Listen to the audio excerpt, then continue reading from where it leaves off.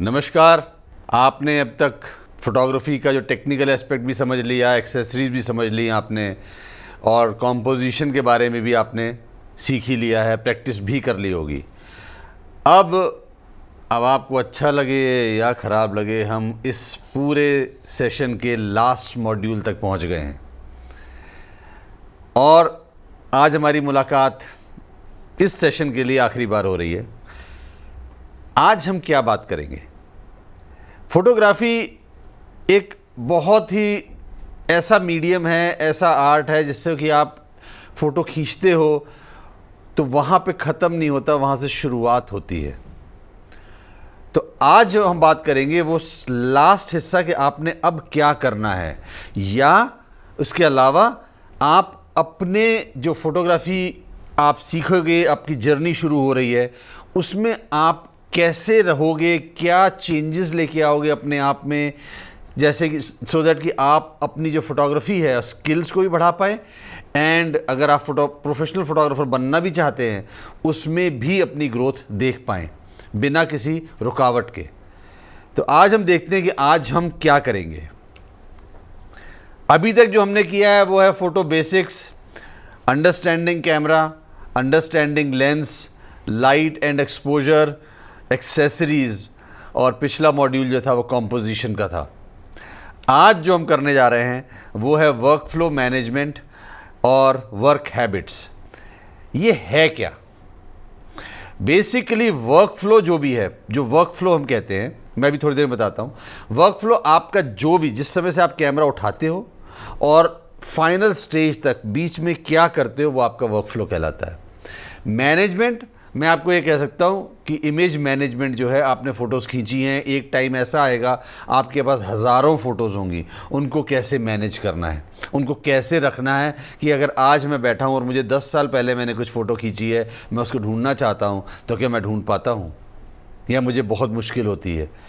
ये हो गया वर्क हैबिट्स। वर्क हैबिट्स कुछ ऐसी चीज़ें हैं कि आप देखते भी होंगे कि आपने दो लोगों ने साथ में फ़ोटोग्राफी शुरू की और एक स्लो हो गया किसी भी कारण से और एक आगे निकल गया। अगर वो आगे निकला या फास्ट आगे चला गया और अपने आप को जल्दी इस्टेब्लिश कर लेता है तो उसका कारण क्या है? दोनों के पास सेम कैमरा है, दोनों ने सेम इन्हीं मॉड्यूल्स के थ्रू सीखा, बट इसके बाद वो एक आप में से आगे निकल गया और आप में से एक थोड़ा स्लो रह गया, पीछे रह गया। वो क्या कारण है? वो कारण होते हैं उसमें जो वर्क हैबिट्स होती हैं उससे डिफ़ाइन होता है। तो आज हम इन तीनों चीज़ों के बारे में आपसे बात करेंगे। मैं आपको पहले बता दूं कि वर्क फ्लो क्या है। वर्क फ्लो, जैसे कि मैंने अभी थोड़ी देर पहले बोला, कि जिस समय आप कैमरा उठाते हो और जो लास्ट स्टेज है फोटोग्राफी का, मतलब फोटोग्राफी का लास्ट स्टेज क्या है? हो सकता है आप में से कुछ लोग समझते हो कि आपने सोशल मीडिया पे शेयर करना है तो आपकी फ़ोटोग्राफी का एंड हो गया। आप सही हैं, कोई गलती नहीं है इसमें। अगर आप प्रिंट कराते हैं, मेरे हिसाब से अगर आप प्रिंट कराते हैं तो वो फाइनल स्टेज आता है फोटोग्राफी का, बिकॉज प्रिंट से, यहाँ पे एक और चीज़ बोल रहा हूँ, जिस समय आप प्रिंट कराते हैं तो आपको अपनी फ़ोटोग्राफी में कितनी कमियां हैं या उस फोटोग्राफ में कितनी कमियां हैं तब पता चलती है। अनफॉर्चुनेटली कंप्यूटर पे देख के हमको ये पता नहीं चल पाता कि हमारी फ़ोटोग्राफ में कितनी कमियां हैं, जो प्रिंट बता देता है हमको। सो मेरा अपना ये मानना है कि प्रिंट जो है वो लास्ट स्टेज है। यहाँ पे एक और चीज़, कोई भी ऐसा वर्क फ्लो नहीं है जिसको हम कह सकते हैं कि ये सही है या ये गलत है।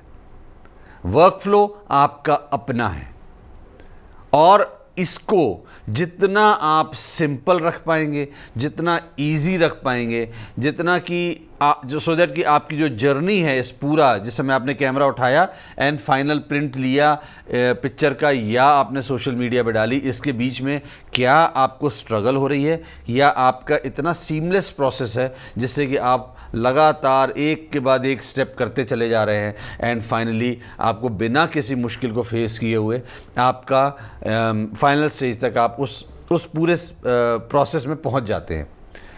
मैं आपको अपना वर्क फ्लो जो है, बहुत सिंपल सा वर्क फ्लो मैं फॉलो करता हूं, मैं वो आपको दिखाना चाहता हूं कि मैं करता क्या हूं। पहला, ऑब्वियसली आप कैमरा खरीद चुके हैं सो वो वर्क फ्लो में नहीं आ रहा। पहला है कि मैंने कैमरे को सेटअप करना है। जो मेन्यू मैंने आपको बताया था शुरू के सेशंस में, आप उसको दोबारा देख लीजिए। कैमरे को आपको सेटअप करना पड़ेगा जो भी आप शूट करने जा रहे हैं उसके हिसाब से। अगर मैं पोर्ट्रेट शूट करने जा रहा हूं तो मेरे कैमरे में सेटिंग अपर्चर को लेके बहुत ज़रूरी होगी। अगर मैं स्पोर्ट्स को शूट करने जा रहा हूं तो मेरे शटर स्पीड को लेके बहुत ज़्यादा होगी। तो ये चीज़ आपके लिए रिकैप है। सेटिंग करना है कैमरे की और फ़ोटोज़ खींचनी है, सिंपल पहला स्टेप। इसके बाद क्या, इसके बाद हमने उन फ़ोटोज़ को कंप्यूटर पे ट्रांसफ़र करना है, हार्ड डिस्क में ट्रांसफ़र करना है। मैंने आपको उस समय भी बताया था कि ट्रांसफ़र करने के 2-3 तरीके हैं। एक कि आप डायरेक्ट कैमरे को अटैच कर दो कंप्यूटर से और आप उससे ट्रांसफ़र करिए। मैंने उसमें आपको ये भी बताया था कि ये क्यों नहीं करना चाहिए मेरे हिसाब से। दूसरा तरीका ये है कि आपके लैपटॉप में ही स्लॉट है कार्ड का, आपने डायरेक्ट लगा दिया। मेरे हिसाब से वो भी नहीं करना चाहिए। मेरे हिसाब से जो मैंने आपको पहले भी शेयर किया था कि कार्ड रीडर जो है वो सबसे इम्पॉर्टेंट चीज़ है। इससे अगर आप इमेजेस को ट्रांसफ़र करेंगे तो आप सुखी रहेंगे। आपके चांसेस उस कार्ड के करप्ट होने के, ख़राब होने के, इमेजेस ख़राब होने के बहुत कम हो जाते हैं। अब इसको भी एक तरीका मैं फॉलो करता हूं, मैं भी करके नहीं दिखा रहा, पर आप सिंपल सा मैं आपको बता देता हूं। आपने एक गलती को जो इसमें सबसे ज़्यादा कर सकता है कि आपने कार्ड रीडर लिया, कार्ड इसमें लगाया और उसके बाद केबल लगा के अटैच कर दिया। इसमें कोई, वैसे तो देखा जाए तो क्या प्रॉब्लम है, कोई प्रॉब्लम नहीं होनी चाहिए, बट मैं थोड़ा सा एक अलग स्टेप लेता हूं। मैं पहले कार्ड रीडर को अटैच कर देता हूं कंप्यूटर से। जब वो अटैच हो गया, मेरे कंप्यूटर ने या लैपटॉप ने इसको रिकग्नाइज कर लिया, मेरे को दिखाना शुरू कर दिया कि हाँ कुछ एडिशनल डिवाइस मैंने अटैच की है, उसके बाद मैं कार्ड को लगाता हूँ। ये क्यों? क्योंकि जिस समय हम केबल तारों को जोड़ रहे हैं कहीं से, इस पे भी इलेक्ट्रिकल पावर लगा हुआ है, इलेक्ट्रिकल करंट पास हो रहा है, सर्किट्स हैं, कहीं पे सर्ज आ जाता है, छोटा सा भी सर्ज आएगा अगर लगाते हुए, इसको अटैच करते हुए, तो अगर कार्ड पहले से लगा हुआ है तो उसके डैमेज होने के चांसेस बढ़ जाते हैं। जबकि आपने इसको सेटल होने दिया, पहले कंप्यूटर ने इसको रिकग्नाइज कर लिया, अब जब कार्ड लगाएंगे तो ये उसको चांसेस कम हैं कि इस टाइप की कोई प्रॉब्लम आएगी। तो फिर भी सकती है, इलेक्ट्रॉनिक डिवाइस में कोई कुछ नहीं कहा जा सकता, बट फिर भी ऐसे में आप मिनिमाइज़ कर लेंगे अपने चांसेस कि इसको ख़राब होने के चांसेस जो है वो मिनिमम हो जाएंगे। कार्ड रीडर अच्छा और अच्छी क्वालिटी का होना चाहिए। थोड़ा सा महंगा होता है, कोई प्रॉब्लम नहीं है, आपकी इमेजेस से बेशकीमती कोई और चीज़ नहीं है, इस पर कॉम्प्रोमाइज़ नहीं करना।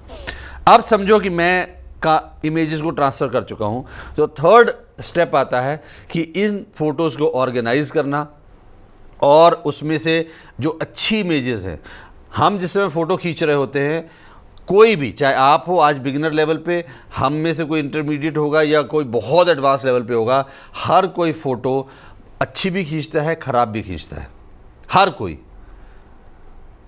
उन फोटोज़ में से बेस्ट फ़ोटो को सेलेक्ट करना, शॉर्टलिस्ट करना, एंड जो सबसे ख़राब फ़ोटो है, उनको कुछ नहीं हो सकता, उनको डिलीट करना। ये पूरा प्रोसेस जो है, ये हम इमेज मैनेजमेंट कर रहे हैं, या उनको टैग देना, सब कुछ वो मैं भी आपको दिखाऊंगा। ये अगला स्टेप है मेरे वर्क फ्लो का। इसके बाद हमारा स्टेप आता है पोस्ट प्रोसेसिंग। जी हाँ, अभी आपने फ़ोटोज़ शेयर नहीं करनी है। आपको करना क्या है, आपको यहाँ पे इमेजेस को पोस्ट प्रोसेस करना है। जिस समय आप पोस्ट प्रोसेस करेंगे, और वो क्यों करना है मैं वो ही बता देता हूँ। कोई भी कैमरा, ये मैं आगे भी आके बात करूँगा आज, कोई भी कैमरा आज तक आपकी आँखों के बराबर का लेवल का नहीं हो पाया है। जो चीज़ें हमारी आंखें देखती हैं, कैमरा उसको रिप्रोड्यूस कर ही नहीं सकता, अच्छे से अच्छा कैमरा भी नहीं कर सकता। कहीं ना कहीं पे कोई गैप रह जाता है। उस गैप को फुलफ़िल करना, उस गैप को ठीक करना, सो दैट कि जो चीज़ आपने देखी थी वैसा प्रेजेंट कर दें, उसको हम पोस्ट प्रोसेसिंग से ठीक करते हैं। हाँ, अगर आप फाइन आर्ट फोटोग्राफर बनना चाहते हैं, कि आप चाहते हैं कि मैं अपनी विज़न क्रिएट करूं, मैं आर्टिस्टिक विज़न क्रिएट करूं, मैं दिन था और मैं उसको रात दिखाऊं, इसमें कोई ख़राबी नहीं है, आपकी विज़न है, आप दिखाना चाहते हैं, वो भी पोस्ट प्रोसेसिंग से होगा। पर नेक्स्ट स्टेप जो था वो है पोस्ट प्रोसेसिंग। इसके बाद हमने या उन फ़ोटोज़ को सेव करना है या एक्सपोर्ट करना है, डिपेंडिंग अपॉन जो भी मैं सॉफ्टवेयर यूज़ कर रहा हूँ उसके हिसाब से। सेविंग भी हम 2-3 तरीके से करते हैं। एक करते हैं हम हाई रेजोल्यूशन, बिकॉज मेरे को अपने लिए स्टोर करनी है, वो सेव करनी है, जिसको कि मैं कल को बार बार, तो मैं हर बार नई एडिटिंग नहीं करूँगा, प्रोसेसिंग नहीं करूँगा उसके ऊपर। मैंने अपने हिसाब से उस इमेजेस को प्रोसेस कर लिया है, सब कुछ हो गया है, पिक्चर अच्छी दिख रही है, अब मैं उसको हाई रेजोल्यूशन में सेव कर दूंगा, सो दैट कि कल को मेरे को उसको किसी और जगह भेजना है या किसी को देना है, कहीं पे शेयर करना है, तो उसको खोलूं और दोबारा प्रोसेस करने की ज़रूरत ना पड़े और उसको रीसाइज़ करके उसको भेज सकता हूँ रिक्वायरमेंट के हिसाब से। दूसरा, मैं सेव अपने वेबसाइट के लिए करता हूँ या फेसबुक या इंस्टाग्राम, जो सोशल मीडिया प्लेटफॉर्म्स हैं उनके लिए भी सेव करते हैं, वो अलग अलग पूरा प्रोसेस है। जब ये आपने कर दिया, अब आपके पास आपकी जो रॉ या जेपेग जो भी फ़ोटोज़ थी वो आपके पास ऑलरेडी हैं। अब जो लास्ट इसके बाद जो स्टेप आता है, इनका बैकअप लेना। भाई मैंने इस हार्ड डिस्क में कॉपी कर दिया, अगर हार्ड डिस्क क्रैश कर गई तो क्या करूँगा? खुदा ना खास्ता नहीं करनी चाहिए, मुँह से गलत निकालना भी नहीं चाहिए। अगर कर गई तो क्या करूँगा? क्या मेरे पास बैकअप है? अच्छा, कार्ड हो सकता है मैं ऑलरेडी उस पर कुछ और शूट कर चुका हूँ, अगली असाइनमेंट शूट कर चुका हूँ, कितने कार्ड्स खरीदूंगा मैं? तो यहाँ पे अब बैकअप लेना बहुत ज़रूरी है इस समय। और किसका बैकअप लेंगे?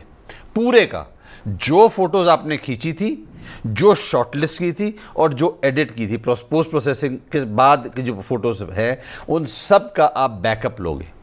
कितने, ये आपके ऊपर डिपेंड करता है। अगर आपका रिस्क फैक्टर ज़्यादा है तो शायद 2 या 3 लीजिए बैकअप। अगर आपका रिस्क फैक्टर कम है तो 1 से चल जाएगा। यहाँ पे एक और चीज़ बोलूँगा, बैकअप का जहाँ पर भी ले रहा हूँ, लेट्स से मैं इस हार्ड डिस्क में बैकअप ले रहा हूँ और वो हार्ड डिस्क मैंने वहीं रखी हुई है, उसी कमरे में या उसी जगह पर जहाँ पर कि मेरी मेन, जहाँ पे मैंने कॉपी की थी हार्ड डिस्क, जिस पे रख कॉपी की थी, वो भी वहीं पड़ी हुई है। तो मैंने एक्चुअली में रिस्क को कहीं ना कहीं पे मैनेज नहीं किया। गॉड फॉरबिड, खुदा ना खास्ता कोई ऐसी सिचुएशन आ जाए कि वहीं पर कोई इलेक्ट्रिकल शॉर्ट सर्किट हो, हल्की सी फायर हो जाए, ये हो चुका है, ये सच्चाई है, तो आपका एक ही झटके में जितना काम था बैकअप से लेके, चाहे 1 था, 2 था, 3 था, 4 था, सब खत्म हो जाएगा। कोशिश ये करिए, अगर आपका बहुत इंपॉर्टेंट काम है तो आप बैकअप लीजिए 2-3, और वो 2-3 जगहों पे रखिए, अलग अलग जगहों पे। अलग अलग जगहों का मतलब नहीं एक इस टेबल पर रख दिया, दूसरा उस टेबल पर रख दिया, उस रूम से हटा दीजिए। कुछ लोग तो ये भी करते हैं कि दूसरे घर में जाके रख देते हैं, कोई प्रॉब्लम नहीं है, मैंने एक ऑफिस में रखा, एक अपने घर में रख लिया। ये तरीका होता है आपको सेफ गार्ड करने का अपनी इमेजेस को। उसके बाद हम करते हैं उन्हीं फोटोज़ को शेयर करना जो हमने सोशल मीडिया के लिए सेव की थी। जैसे यहाँ पर जो मैंने आपको बताया अभी, जो सेविंग वाला जो पोर्शन था, ये वाला जो सोशल मीडिया के लिए सेव की थी या एक्सपोर्ट की थी, इसमें इसको मैं सोशल मीडिया पे शेयर करूँगा अब। और लास्ट स्टेप है कि मैं प्रिंट कराना चाहता हूँ। अब प्रिंटिंग के लिए आपको शायद अभी समझ में नहीं आएगा, पर मैं आपको अपने एक्सपीरियंस से बता रहा हूँ, जब तक आप फ़ोटोज़ को प्रिंट नहीं कराएंगे तब तक आपको उसकी असलियत पता नहीं चलेगी। कलर्स कहाँ पे गलत हो रहे हैं, क्या गलत हो रहा है, आपकी स्क्रीन कुछ दिखती है, कैमरे की स्क्रीन कुछ दिखती है, ये अलग टॉपिक है, इसको कैसे हैंडल करना है ये अभी हम किसी आगे जाने वाले मॉड्यूल में हम बात करेंगे। बट मुद्दा ये है कि ये आपको प्रिंट जब कराएंगे तो आपको एक तो अलग मज़ा आएगा, बिकॉज आप हाथ में पकड़ के फील कर रहे हैं एक अपनी अच्छी खींची हुई फ़ोटो, मेहनत से खींची हुई फ़ोटो। पर ये लास्ट स्टेप आता है पूरे वर्क फ्लो का। हर एक के अंदर अपना अपना वर्क फ्लो भी होता है, मैं भी उस पर नहीं जाना चाह रहा। अगर आप इसको डेवलप करेंगे, आप देख लीजिए आप क्या करना चाहते हैं, उसको डेवलप करेंगे तो हम आपका काम आसान होना शुरू हो जाएगा। कहना वही है, मैं सुबह उठ के पहले नहा लूँ या पहले ब्रश करूँ, ये कुछ लोग जैसे चेंजेस करते हैं, आपको जो सूट करता है आप वैसा करिए। बट ब्रश करके नहाएंगे तो फ्रेश ज़्यादा लगेगा, नहाने के बाद ब्रश करेंगे तो कहीं ना कहीं पे फ्रेशनेस में मज़ा नहीं आएगा। ठीक है जी, ये चीज़ क्लियर रखिए। अब मैं जो आपको बताने जा रहा हूं वो बताऊंगा पोस्ट प्रोसेसिंग के बारे में। एक दो तीन चीज़ें, पोस्ट प्रोसेसिंग नहीं, मैं ऑर्गेनाइजिंग, ट्रांसफरिंग और ऑर्गेनाइजिंग के बारे में बताऊंगा। अब जिस समय हम ऑर्गेनाइज या इमेजेस को ऑर्गेनाइज करते हैं, ट्रांसफ़र करते हैं और उसके बाद पोस्ट प्रोसेसिंग करते हैं, तो मेन दो सॉफ्टवेयर सामने आते हैं। मेन एक तो ये भी हो सकता है कि आपके जो कंपनी थी, कैमरा मैन्युफैक्चरर कंपनी है, उनका अपना सॉफ्टवेयर हो, वो भी होता है, तो वो आप ले सकते हैं, कोई इशू नहीं है उसमें। अगर आप उससे एडवांस वर्जन में कुछ करना चाहते हैं तो वो फिर लाइट रूम है, एडोबी का लाइट रूम है या एडोबी का फोटोशॉप है। दोनों बहुत पावरफुल सॉफ्टवेयर्स हैं, मैं दोनों में यूज़ करता हूँ, काम करता हूँ। बट इमेज मैनेजमेंट के लिए, और आप क्योंकि अभी बिगिनर लेवल पर हैं, सीख रहे हैं, तो आपको लाइट रूम जल्दी समझ में आएगा फ़ोटोशॉप के मुकाबले। फ़ोटोशॉप ज़्यादा पावरफुल सॉफ्टवेयर है, पर फ़ोटोशॉप कहीं ना कहीं पे बहुत मल्टीटास्किंग में आ जाता है, बहुत एडवांस लेवल की अंडरस्टैंडिंग मांगता है अगर आप उसको ढंग से काम करना चाहते हैं। तो लाइट रूम वहीं पर सिर्फ फोटोग्राफर्स के लिए बना है, आप और हम जैसे लोगों के लिए बना है, वो और कुछ कर ही नहीं सकता। फोटोशॉप बहुत चीज़ें कर सकता है। अगर कोई फोटोग्राफर नहीं है, डिजिटल आर्टिस्ट है, कंप्यूटर पे बैठ के पेंटिंग बनाता है, आर्ट बनाता है, उसके लिए भी फोटोशॉप है। इसलिए उसके फीचर्स भी बड़े डिफरेंट तरीके से एडवांस्ड हैं।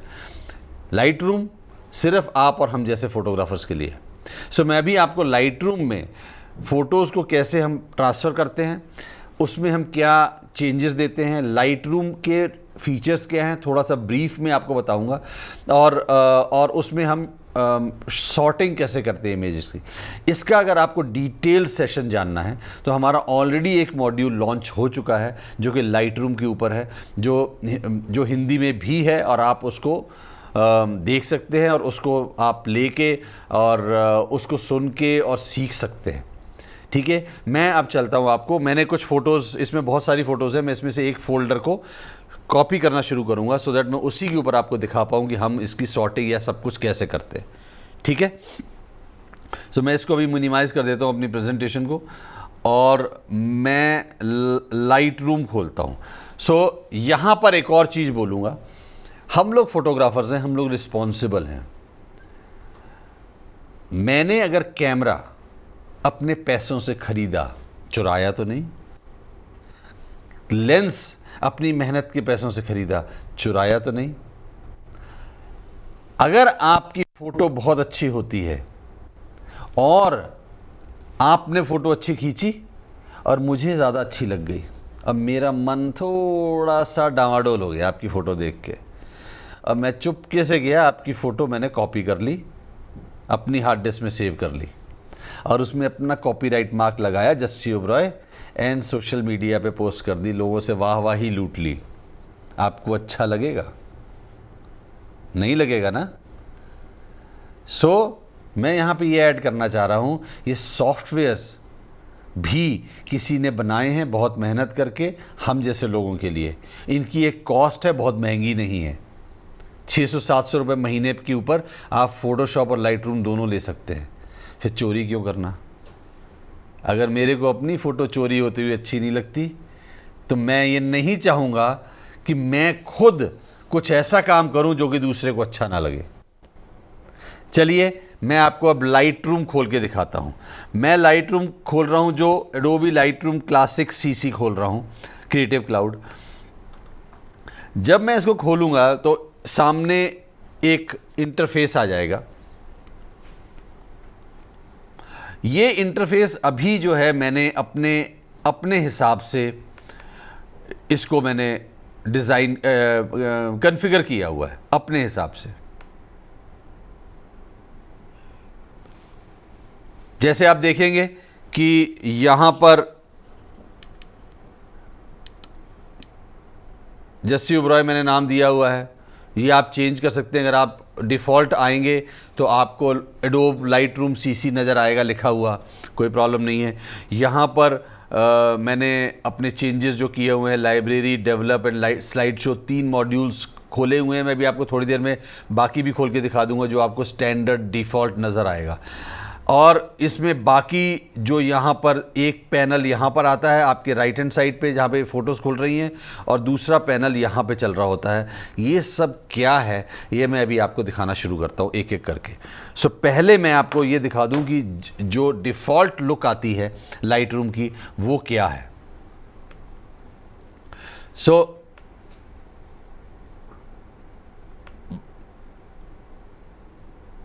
प्रिंट, मैं सब जितनी ऑप्शंस मैंने डिसेबल की थी मैंने सब डाल दी।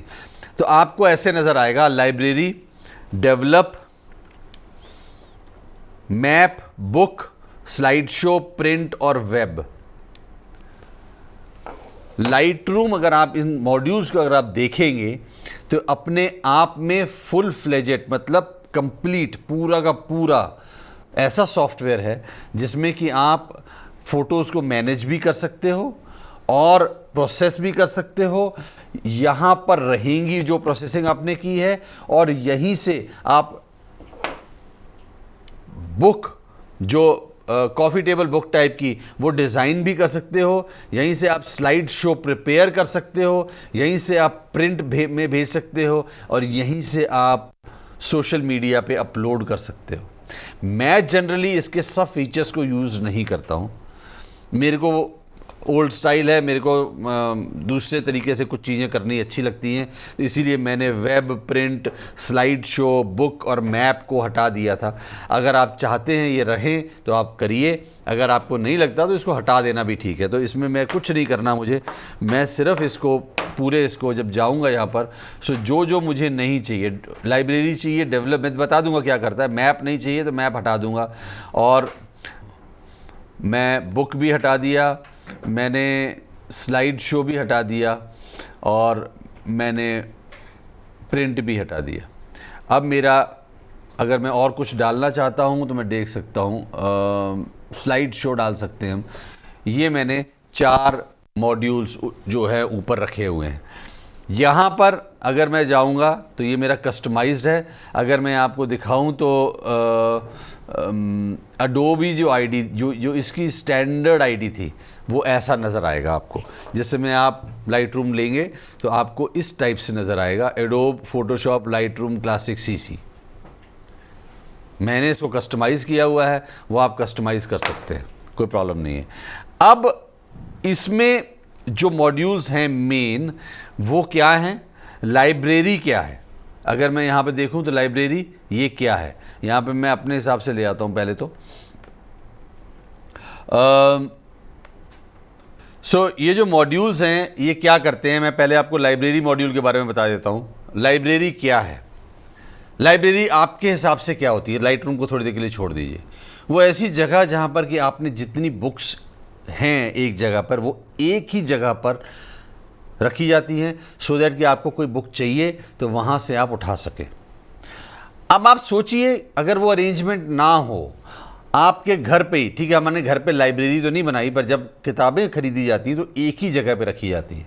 ऐसा तो नहीं है कि एक किताब पढ़ी है ड्राइंग रूम में, एक किताब पढ़ी है मेरे तकिए के नीचे, एक पढ़ी है गद्दे के नीचे, एक पढ़ी है टॉयलेट में, एक पढ़ी है बाथरूम में, एक पढ़ी है बरामदे में, एक पढ़ी है गार्डन में। अब ढूंढने जब मेरे को चाहिए तो मैं सब जगह एक एक करके ढूंढ रहा हूँ कौन सी कहाँ रखी थी। कैसा लगेगा आपको, मैनेज हो जाएगा काम? मुश्किल है ना। हमारी फ़ोटोज़ भी हमको उसी लाइब्रेरी में आके एक जगह पे रखनी है, क्योंकि कल को जिस समय हमको ढूंढनी पड़े तो वो आसानी हो। ये इमेज मैनेजमेंट का एक बहुत बड़ा हिस्सा है जो कि मैं भी आपको करके दिखाऊंगा। इसके बाद है, और इसी लाइब्रेरी में हम लोग ब्राउज़ करते हैं। समझो एक ही सब्जेक्ट के ऊपर 4 किताबें हैं आपके पास, और आपको देखना है कि कौन सी किताब अब मैं पढ़ूं उसमें से। तो आप क्या करोगे, एक किताब निकालोगे, उसको देखोगे, उसको आपको लगेगा नहीं नहीं नहीं नहीं ये नहीं पढ़ता, दूसरी पढ़ता हूँ, फिर उसको रखोगे, फिर दूसरी निकालोगे। एक ही जगह पे वो सब किताबें पढ़ी हैं। यहाँ पर क्या है, सब फोटोज़ जो आपने खींची थी वो एक जगह है। आप उसमें से डिसाइड करोगे, ब्राउज़ करके देख के एंड सेलेक्ट करोगे या डिलीट करोगे आपकी क्वालिटी के हिसाब से, जो आपने फ़ोटोज़ की क्वालिटी है उसके हिसाब से। वो सब कुछ हम लाइब्रेरी में करेंगे। जो टोटल इमेज मैनेजमेंट है वो लाइब्रेरी में हो रही है। उसके बाद हम जाते हैं डेवलप मोड में। डेवलप मतलब उसको बनाना, उसको जिस फॉर्मेट में पिक्चर थी उसको नए फॉर्मेट में दिखाना, ठीक है, उसको हम डेवलप मोड कहते हैं, जिसमें हम पोस्ट प्रोसेस करेंगे। वो मैं करके नहीं दिखाऊंगा इस समय आपको, पर आपको उस मॉड्यूल में ले जाके दिखा दूंगा है कैसे। और ऑब्वियसली उसके बाद हम इसको सेव कर लेंगे फोटोज़ को, या एक्सपोर्ट कर देंगे। लाइट रूम है तो लाइट रूम में सेव नहीं होता, एक्सपोर्ट हो जाता है, ठीक है जी। ये जो हैं ये डिफरेंट मॉड्यूल्स हैं। इसके बाद में अभी आपको फ़ोटोज़ को इंपोर्ट करके दिखाता हूँ, यहाँ पे लेके आके दिखाता हूँ। मैंने इस हार्ड डिस्क में मेरी कई फ़ोटोज़ पड़ी हैं, मैं एक फ़ोल्डर उठाऊँगा रैंडमली, उसको मैं यहाँ पे इंपोर्ट करूँगा।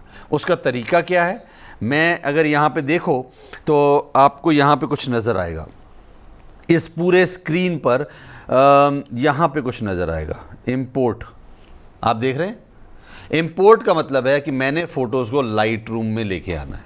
अब यहाँ पर एक छोटी सी चीज़ और मैं बताना चाहूँगा कि लाइट रूम एक ऐसा ज़बरदस्त सॉफ्टवेयर है कि जिससे मैं अपने हार्ड डिस्क से या कार्ड से, मैं कार्ड से भी कर सकता हूँ, कार्ड रीडर को लगा के लाइट रूम उसको डिटेक्ट कर लेगा, वहाँ से भी मैं ट्रांसफ़र कर सकता हूँ। आप जैसा चाहें कर सकते हैं, दोनों चीज़ें चल सकती हैं, दोनों चीज़ें सही हैं। कोई कैसे करता है, कोई कैसे करता है। मैं अभी आपको हार्ड डिस्क से करके दिखा रहा हूँ। जब मैंने कॉपी किया तो हार्ड डिस्क से डिलीट नहीं होगा, क्योंकि मैं कॉपी कर रहा हूँ। कॉपी मतलब डुप्लीकेट कॉपी कर रहा हूँ।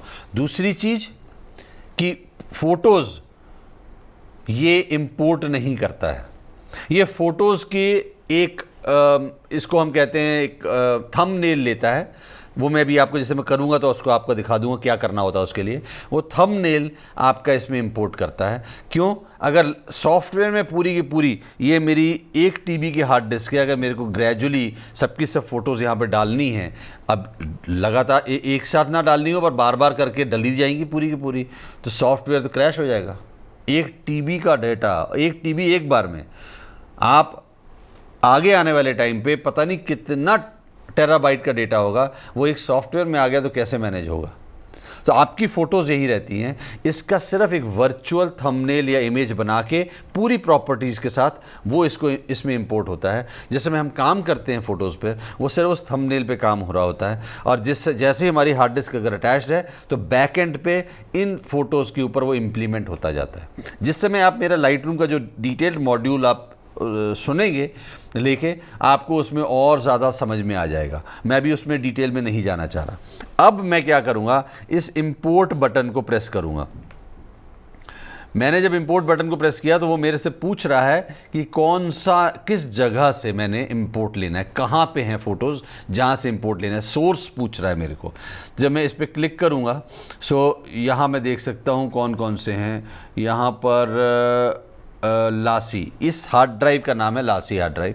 इस हार्ड ड्राइव से कॉपी कर रहा हूँ, तो ये लासी यहाँ पे लिखा हुआ है। मैं आपको करके दिखा देता हूँ, ये लिखा हुआ है, ठीक है जी। ये यहाँ पे जब मैं क्लिक करूँगा तो मेरे को इसके अंदर जितनी फ़ोल्डर्स हैं वो नज़र आ जाएंगे। यहाँ पे अभी देखिए रीड कर रहा है एंड पूरे फ़ोल्डर्स को यहाँ पे खोल देगा। मैं यहाँ पे आपको ले जाता हूँ आइसलैंड की जो ये वाला फ़ोल्डर था, इसको मैं इंपोर्ट करके लेके आता हूँ पूरा का पूरा। जैसे ही मैंने इसको सेलेक्ट किया तो यहाँ पर मुझे फ़ोटोज़ के थंबनेल्स दिखने शुरू हो गए। अब यहाँ पर अगर आप देखेंगे बाय डिफ़ॉल्ट इसने, लाइट रूम ने सब फ़ोटोज़ को सेलेक्ट कर लिया है। सबके ऊपर टिक मार्क लगा है, आप देखिए हर एक फ़ोटो के ऊपर टिक मार्क लगा है, हर फोटो के ऊपर। ये मैं चाहूं तो सेलेक्ट कर सकता हूं, जिनको नहीं इंपोर्ट करना मैं वो टिक मार्क वहां से हटा सकता हूं। अभी मैं पूरा करके, हम पूरा तो नहीं करता मैं आपको, बिकॉज उसमें टाइम अपने आप में लग जाएगा। सो मैं ऑल फोटोज़ ना लेके मैं सेलेक्ट कर लेता हूं। सो इसको ले लिया, रैंडम ले लेता हूं मैं कुछ फ़ोटोज़ को, सो दैट कि आपको समझाने में आसानी हो मुझे।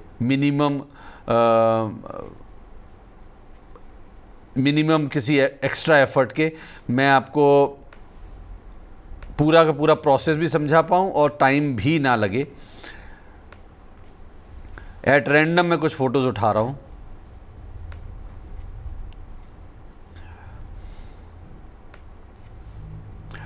और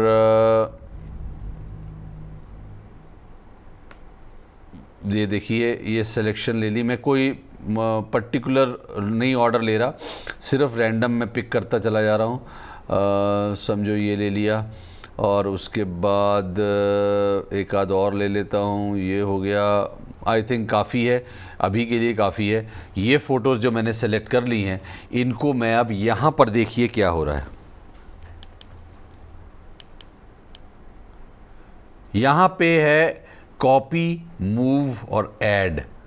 मैं कॉपी को चूज़ कर रहा हूँ बिकॉज मैंने यहाँ से कॉपी करनी है। मूव का मतलब क्या होगा, फ़ोटोज़ यहाँ से उठा के यहाँ पे ले आना, यहाँ से हट जाएंगी।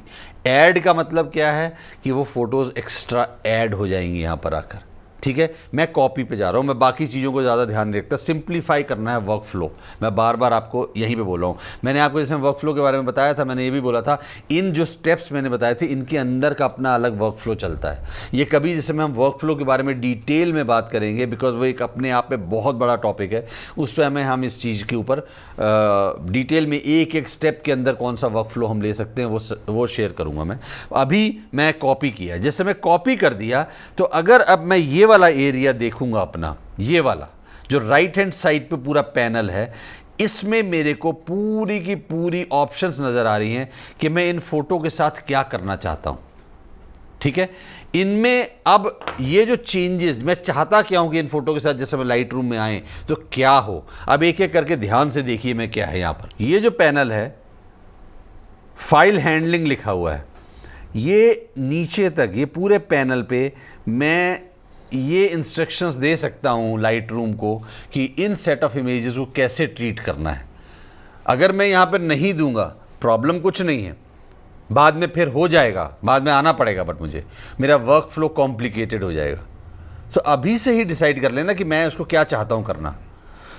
अगर आप यहाँ पर देखेंगे कि फाइल हैंडलिंग बिल्ड प्रीव्यूज़ है, मतलब मैंने अभी ये थोड़ी देर पहले बोला था कि फ़ोटोज़ इमेजेस को वो ट्रांसफ़र नहीं करता है, कॉपी नहीं करता है, उसके थंबनेल या प्रीव्यूज़ बना के वो इंपोर्ट करता है। ठीक है, सो दैट कि नहीं तो सॉफ्टवेयर हैंडल ही नहीं कर पाएगा इतनी ज़्यादा इमेजेस। अगर मैं अब यहाँ पे देखूँ तो इसको जब मैं क्लिक करूँगा तो मेरे पास कौन सी ऑप्शंस आ रही हैं, मिनिमल है, एम्बेडेड एंड साइडकार है, स्टैंडर्ड है, 1:1 है। अगर आप मेरी ऑप्शन देखेंगे तो मैंने स्टैंडर्ड पे चेक किया हुआ है। इन सब में फ़र्क क्या है, मिनिमल मतलब सबसे छोटा थंबनेल बनेगी, सॉफ्टवेयर जल्दी फास्ट काम कर लेगा, स्पेस कम यूटिलाइज होगा, बट डिटेल्स भी कम होंगी। तो अगर मेरे को मिनिमम छोटा मोटा कुछ एक्सपोजर का इधर उधर स्लाइडर पे चेंज करना है लेवल या किसी चीज़ पे तो मैं कर सकता हूँ इसको, नहीं तो मैं स्टैंडर्ड को प्रेफर करता हूँ। हाँ, अगर मुझे बहुत ज़्यादा हाई एंड प्रोसेसिंग करनी है, बहुत डिटेल्ड में प्रोसेसिंग करनी है, अगर आप फैशन फोटोग्राफी करना है, स्क्रीन रिटचिंग करनी है, बहुत जूम करके करना है, उस समय हम 1:1 प्रीव्यू लेते हैं।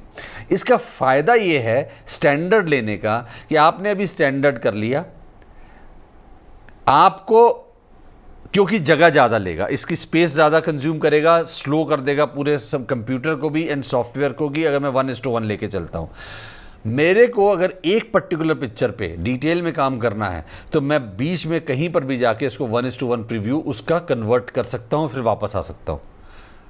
मैं अभी पूरा ज़्यादा बर्डन नहीं करना चाहता अपने कंप्यूटर को भी और अपने सॉफ्टवेयर को भी, तो मैं स्टैंडर्ड लेके चलता हूँ। तो ये एक चॉइस होगी अभी मेरे स्टैंडर्ड की। उसके बाद हमारा अगर आप नीचे देखेंगे बिल्ड स्मार्ट प्रीव्यूज़, आप ये देखिए क्या है, बिल्ड स्मार्ट प्रीव्यूज़ मेरे अभी अनचेक किया हुआ है। स्मार्ट प्रीव्यूज़ क्या है, लाइट रूम एक बहुत ज़बरदस्त टूल है जिसमें कि आपको एक फीचर मिलता है कि आप अभी जैसे अगर मैंने फ़ोटोज़ इंपोर्ट कर ली, हार्ड डिस्क अटैच है मेरी ये वाली, तो मैं फ़ोटो एडिट करूँगा तो आपको मैंने अभी बताया था कि फ़ोटोज़ पूरी यहीं की यहीं रहती हैं, कॉपी भी कर रहा हूँ तो भी यहीं की यहीं हैं। इसके प्रीव्यूज़ यहाँ पे जाएंगे लाइट रूम में, तो मैं जब उस एक फ़ोटो पे काम करूँगा तो बैक एंड पे जो यहाँ पे फ़ोटो है उस पर वो इम्प्लीमेंट होते जाएंगे चेंजेस साइमल्टेनियसली। बट अगर मैं ट्रैवल कर रहा हूँ, अब मैं नहीं चाहता कि उस ट्रैवल में मैं अपनी हार्ड डिस्क को साथ में लेके चलूँ क्योंकि इसमें बहुत सारी इमेजेस हैं और मुझे प्रोसेसिंग भी करनी है, तो मैं क्या करूँगा, फिर मैं स्मार्ट प्रीव्यूज़ का ऑप्शन टिक कर दूंगा। उसमें क्या होगा कि जो भी इंपोर्ट होंगी फाइल्स जो कॉपी होंगी उनको मैं कहीं पर भी ट्रैवल कर रहा हूँ तो मैं बिना हार्ड डिस्क के पूरी प्रोसेसिंग उन इमेजेस पे कर सकता हूँ। जब मैं वापस आता हूँ और ये हार्ड डिस्क लगाता हूँ तो अपने आप जो मैंने चेंजेस थे वो इम्प्लीमेंट हो जाएंगे अपने फाइनल इमेजेस इसके ऊपर। इसको ही मैंने अभी अनचेक इसलिए किया हुआ है कि मैं जब भी ट्रैवल करूँगा तो मैं ये ऑप्शन क्लिक कर सकता हूं उस समय। तो क्योंकि ये भी जो स्मार्ट प्रीव्यू है ये भी ज़्यादा स्पेस कंज्यूम करेगा एंड आपके सिस्टम को स्लो कर सकता है। तो इसलिए अननेसेसरीली हर एक फ़ोटो जो इंपोर्ट कर रहे हो उसको ये मत करिए। हमेशा तो ट्रैवल नहीं कर रहे हैं, जिस समय आप ट्रैवल करेंगे और कौन सी फ़ोटोज़ उस समय प्रोसेस करेंगे उनके लिए आप स्मार्ट प्रीव्यूज़ बिल्ड कर लीजिएगा ट्रैवल करने से पहले। उसके बाद हम आते हैं डोंट इंपोर्ट, एक और ऑप्शन है डोंट इंपोर्ट सस्पेक्टेड डुप्लीकेट्स। इसको मैंने टिक किया हुआ है, ये देखिए। इसका मतलब क्या है कि अगर समझो मैंने ये जैसे आइसलैंड की 1-2 फोटोज़ की हैं, अगर मैंने ऑलरेडी इसको इंपोर्ट किया हुआ है लाइट रूम में और मेरे को याद नहीं रहा, तो मैं गलती से इसको जब इंपोर्ट करूंगा तो नाम देख के ये मेरे को वार्निंग दे देगा कि ये दोबारा नहीं करनी है बिकॉज ये ऑलरेडी है। सो काम मेरा आसान हो जाता है। उसके बाद है मेक ए सेकेंड कॉपी। हाँ, आप ये चाहते हैं कि एक सेकेंड कॉपी बन जाए, मैं अभी नहीं चाह रहा बिकॉज इसको मैं बाद में बैकअप पूरा लेके चलता हूँ। तो उसमें आप यूज़र्स जहाँ पर भी है कहाँ पर आप उसकी एक फोल्डर बना के डायरेक्ट कर सकते हैं कि यहाँ पे सेकंड कॉपी सेव होती जाए। साथ ही साथ आप करना चाहते हैं वो भी कर सकते हैं, कोई प्रॉब्लम नहीं है इसमें। इसके बाद नीचे आता है फाइल रीनेमिंग। फाइल रीनेमिंग क्या है? ये भी एक इमेज मैनेजमेंट का हिस्सा है। फाइल रीनेमिंग आपने देखा होगा कि आपके जो कंप्यूटर जब फ़ोटो खींचता है, एक फ़ोटो इसमें फ़ाइल ही कहलाई जाती है, इमेज नहीं कहते अभी हम इसको, हम फाइल ही कहते हैं। मतलब इन्होंने एक नाम दिया है, आपके कैमरे ने हर एक फ़ोटो जो आपने खींची थी इसको एक नाम दे दिया है। कोई नंबर होता है और 2-3 अल्फ़ाबेट्स होते हैं। क्या आप उन्हीं नाम और नंबर से काम करना चाहते हैं? हाँ या ना? अगर आप उसी से करना चाहते हैं तो इसको छेड़ने की ज़रूरत नहीं है। अगर आप चाहते हैं कि आपका ये पूरा जो रीनेमिंग हो जाए हर एक फ़ाइल की, हर एक इमेज की जो आपने खींची है, वो आप यहाँ से कर सकते हैं। हाँ, अगर आप समझो वेडिंग फ़ोटोग्राफी में जाना चाहते हैं, वेडिंग फ़ोटोग्राफी में आज आपने शूट किया, फॉर एग्ज़ाम्पल आज हम बैठे हैं मई के महीने में, मई 2019 को मैंने शूट किया जस्सी, मैंने अपनी शादी शूट कर ली, नहीं, एक और जस्सी हो सकता है, जस्सी और सुमीत, उन दो की शादी मैंने शूट की। तो कल को मुझे एक और 6 महीने बाद जस्सी और सुमीत मिल गए सेम नाम के, उनकी भी शादी शूट की। अब कन्फ्यूजन हो गया। तो मेरे को सिर्फ ये ध्यान रखना है, मैं वहाँ से यहाँ पे नाम दे सकता हूँ कि मैंने उस महीने में, उस साल में, इस दिन ये शूट किया। अगला जब मुझे मिलेगा इस महीने में, इस साल में मैंने वो शूट किया। तो यहाँ पे अगर आप देखेंगे तो आपको कस्टम टेक्स्ट क्या लिख सकते हैं, shoot name, starting number, extension, क्या देना चाहते हैं वो पूरा का पूरा हर एक फ़ाइल को रीनेम कर सकते हैं। इसके ऊपर अगर आपने और डिटेल में जानना है कि कैसे करते हैं तो आप वो मेरा लाइट रूम का मॉड्यूल एक बार देखिए, आपको पूरा समझ में आ जाएगा। और उसके बाद हम आते हैं नीचे, जिस समय मैंने डिसेबल किया हुआ रीनेमिंग को, तो उसमें लिखा हुआ रीनेमिंग इज डिसेबल, आप देख लीजिए मैंने क्लिक नहीं किया हुआ। आप क्लिक करेंगे तो वो अनेबल हो जाएगा। अप्लाई ड्यूरिंग इंपोर्ट, मैं और क्या चाहता हूं कि लाइट रूम कौन सी इंफॉर्मेशन ऐड कर दे इन फोटोज़ के ऊपर इंपोर्ट करते समय, वो क्या कर सकता हूं मैं, कोई डेवलप सेटिंग्स डाल सकता हूं, कोई प्रीसेट डाल सकता हूं कि हर एक फ़ोटो को ब्लैक एंड वाइट कर दे। मैं आपको दिखाता हूं कैसे हो रहा है। ये देखिए,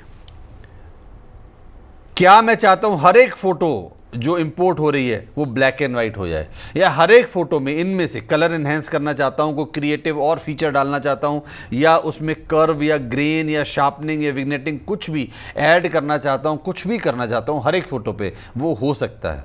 मैं ये वाले फीचर्स नहीं डालता। क्यों? क्योंकि मेरा बहुत वाइड शूट होता है। वाइडर शूट में मैं हर एक फ़ोटो पे एक सेटिंग पहले से अप्लाई कर दूं, मुझे समझ में नहीं आता। हाँ, अगर आपका, मैं समझो फॉर एग्ज़ाम्पल गया हूँ हर एक फ़ोटो को आज एक जगह पे शूट करने जाता हूँ, समझो कुतुब मीनार शूट करने जाता हूँ और कुतुब मीनार में मैं चाहता हूँ कि ये यहाँ से जो आज शूट इस समय हुआ है इसमें से सिर्फ ब्लैक एंड वाइट फ़ोटोज़ बननी है, ये हो सकता है। सो अब जब मैं आऊँगा और इनकी इंपोर्ट जब लूँगा तो मैं यहाँ पे ब्लैक एंड वाइट कन्वर्ट करने का कमांड दे सकता हूँ कि सीधे ही इंपोर्ट के बाद साथ ही साथ जो मुझे सामने नज़र आए इंपोर्ट के बाद वो ब्लैक एंड वाइट हो जाए। इस टाइप की मैं कोई भी प्रेफरेंस लेके चल सकता हूँ। उसके बाद आप मेटा डेटा होता है, ये देख लीजिए मेटा डेटा क्या है।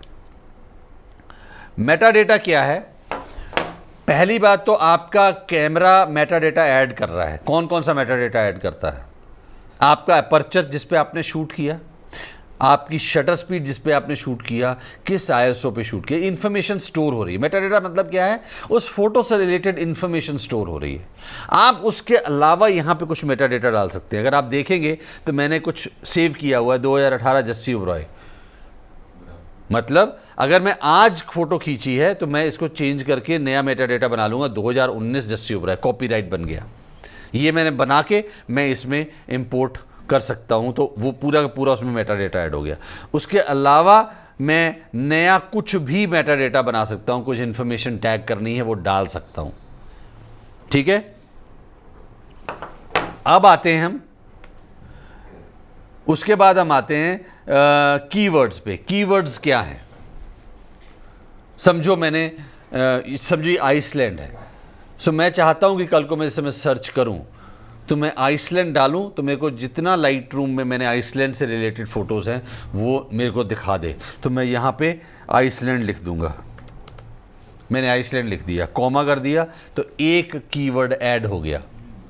ये सब लैंडस्केप्स हैं तो मैंने लैंडस्केप लिख दिया, तो ये मेटा डेटा ऐड हो गया। ये मेटा डेटा ऐड हो गया। ऐसा कुछ भी मैं कर सकता हूं, जो वो इन्फॉर्मेशन जाएगी कल को जब मैं इस मेटा डेटा जो इन्फॉर्मेशन है, जो कीवर्ड्स मैंने डाले हैं, इनके बेस पे मैं सर्च करूंगा। कल को मैं जाके लाइट रूम में आके सर्च करता हूं कि मेरे को आइसलैंड की सब फोटोज दिखा दो, जिन जिन पे मैंने कीवर्ड डाले हैं मेरे को वो सर्च करके दिखा देगा। ये इमेज मैनेजमेंट का बहुत एक अच्छा तरीका है। मैं आपको दिखा देता हूँ, यहाँ पर मैंने लिखा है जो, आप इसमें कोई भी कीवर्ड ऐड कर सकते हैं, नाम ऐड कर सकते हैं। मैं जस्सी ओबरॉय ऐड कर सकता हूं, मैं पिक्सल विलेज ऐड कर सकता हूं, मैं कुछ भी कर सकता हूं। मैं अपना नाम को, जो आप इंफॉर्मेशन कीवर्ड के थ्रू, सर्च के थ्रू चाहते हैं वो सब आप यहां पे ऐड कर सकते हैं। उसके बाद आता है डेस्टिनेशन। डेस्टिनेशन मतलब कि आप ये, अगर आप किसी एक फोल्डर क्रिएट कर रहे हैं लाइट रूम के अंदर, कैटलॉग नहीं बना रहे, तो आप यहाँ पे उस फोल्डर जो बना रहे हैं उसको उसका नाम दे सकते हैं कि डेट, उस ब्रांड का नाम या उस शूट का नाम। जैसे जस्सी सुमीत शूट हुआ तो जस्सी सुमीत नाम आपने दे दिया, वो आप फोल्डर क्रिएट कर सकते हैं, वो डेस्टिनेशन क्रिएट कर सकते हैं। अभी मैं इसमें कुछ नहीं कर रहा हूँ, अब मैं सिर्फ इसको, ये सब हो गया, पर ये इंपॉर्टेंट है, ये समझ के चलिए, बिकॉज ये आपके वर्क फ्लो को आसान करेगा। अब मैं जाके जैसे मैं इंपोर्ट करता हूं तो ये देखिए इंपोर्टिंग फाइल्स, यहां पे ध्यान दीजिए टॉप पर क्या हो रहा है।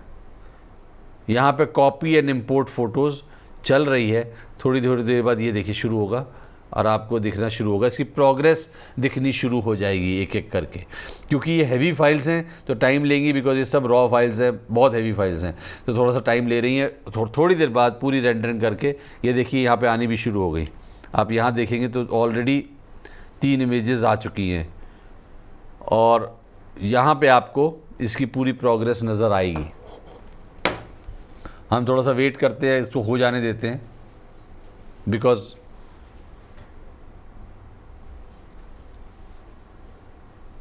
छः फ़ोटोज़ आ चुकी हैं, एक आई है, बाकी 2, 3, 4, 5, 6 जो हैं वो राइट हो रही हैं, कॉपी हो रही हैं अभी।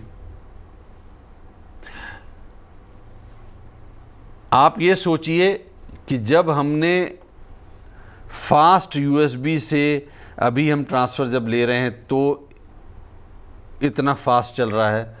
अगर आपने डायरेक्ट कैमरा कंप्यूटर पे लगा के कर रहे होते तो क्या होता? बहुत ही स्लो प्रोसेस है वो, तो बहुत टाइम लगता है। सो उसको इसीलिए अवॉइड भी करना है।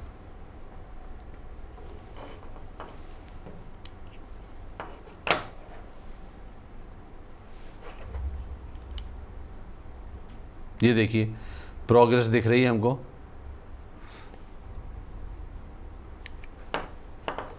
बहुत जल्दी ही बस अब ख़त्म होने वाला है पूरा। ये पूरी फ़ोटोज़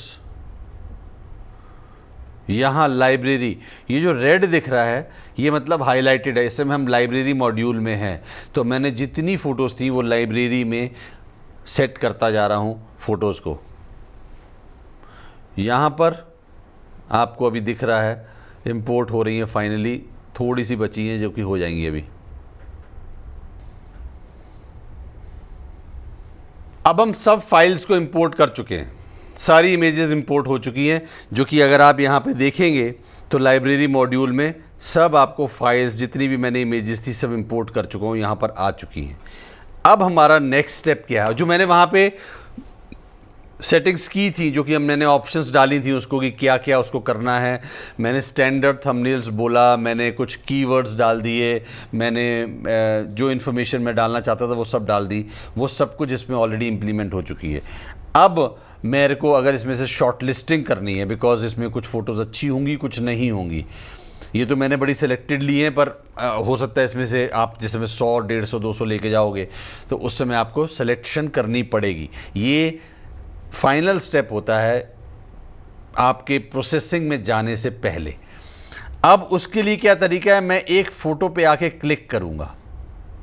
मैं भी आपको इसको जूम भी करके दिखा देता हूँ। ये देखिए, ये मैं यहाँ पर आया और क्लिक कर दिया। जैसे ही मैं इसको क्लिक करता हूँ और स्पेस बार जब दबाता हूँ, क्लिक करने के बाद स्पेस बार दबाने से क्या है, आपके कंप्यूटर में स्पेस बार वो जूम हो जाती है। अब मेरे को फ़ोटो थंबनेल में नहीं दिख रही, मेरे को वो बड़ी नज़र आ रही है, और इसमें मैं अब ये डिसाइड करता हूँ कि मेरे को कौन सी फ़ोटो अच्छी लग रही है, कौन सी नहीं लग रही। अभी मैं ग्रेजुअली एक एक करके चलता हूँ। ये देखिए, फिर मैं एरो की से आगे जाऊँगा। एरो की मैंने अगली की, अगली आ गई, तीसरी आ गई, चौथी आ गई, पाँचवीं आ गई, छठवीं आ गई। समझो जो भी मेरे को अच्छी लग रही है या नहीं लग रही है, इसकी मैं रेटिंग दे सकता हूं। अगर आप यहां पे नीचे देखेंगे, यहां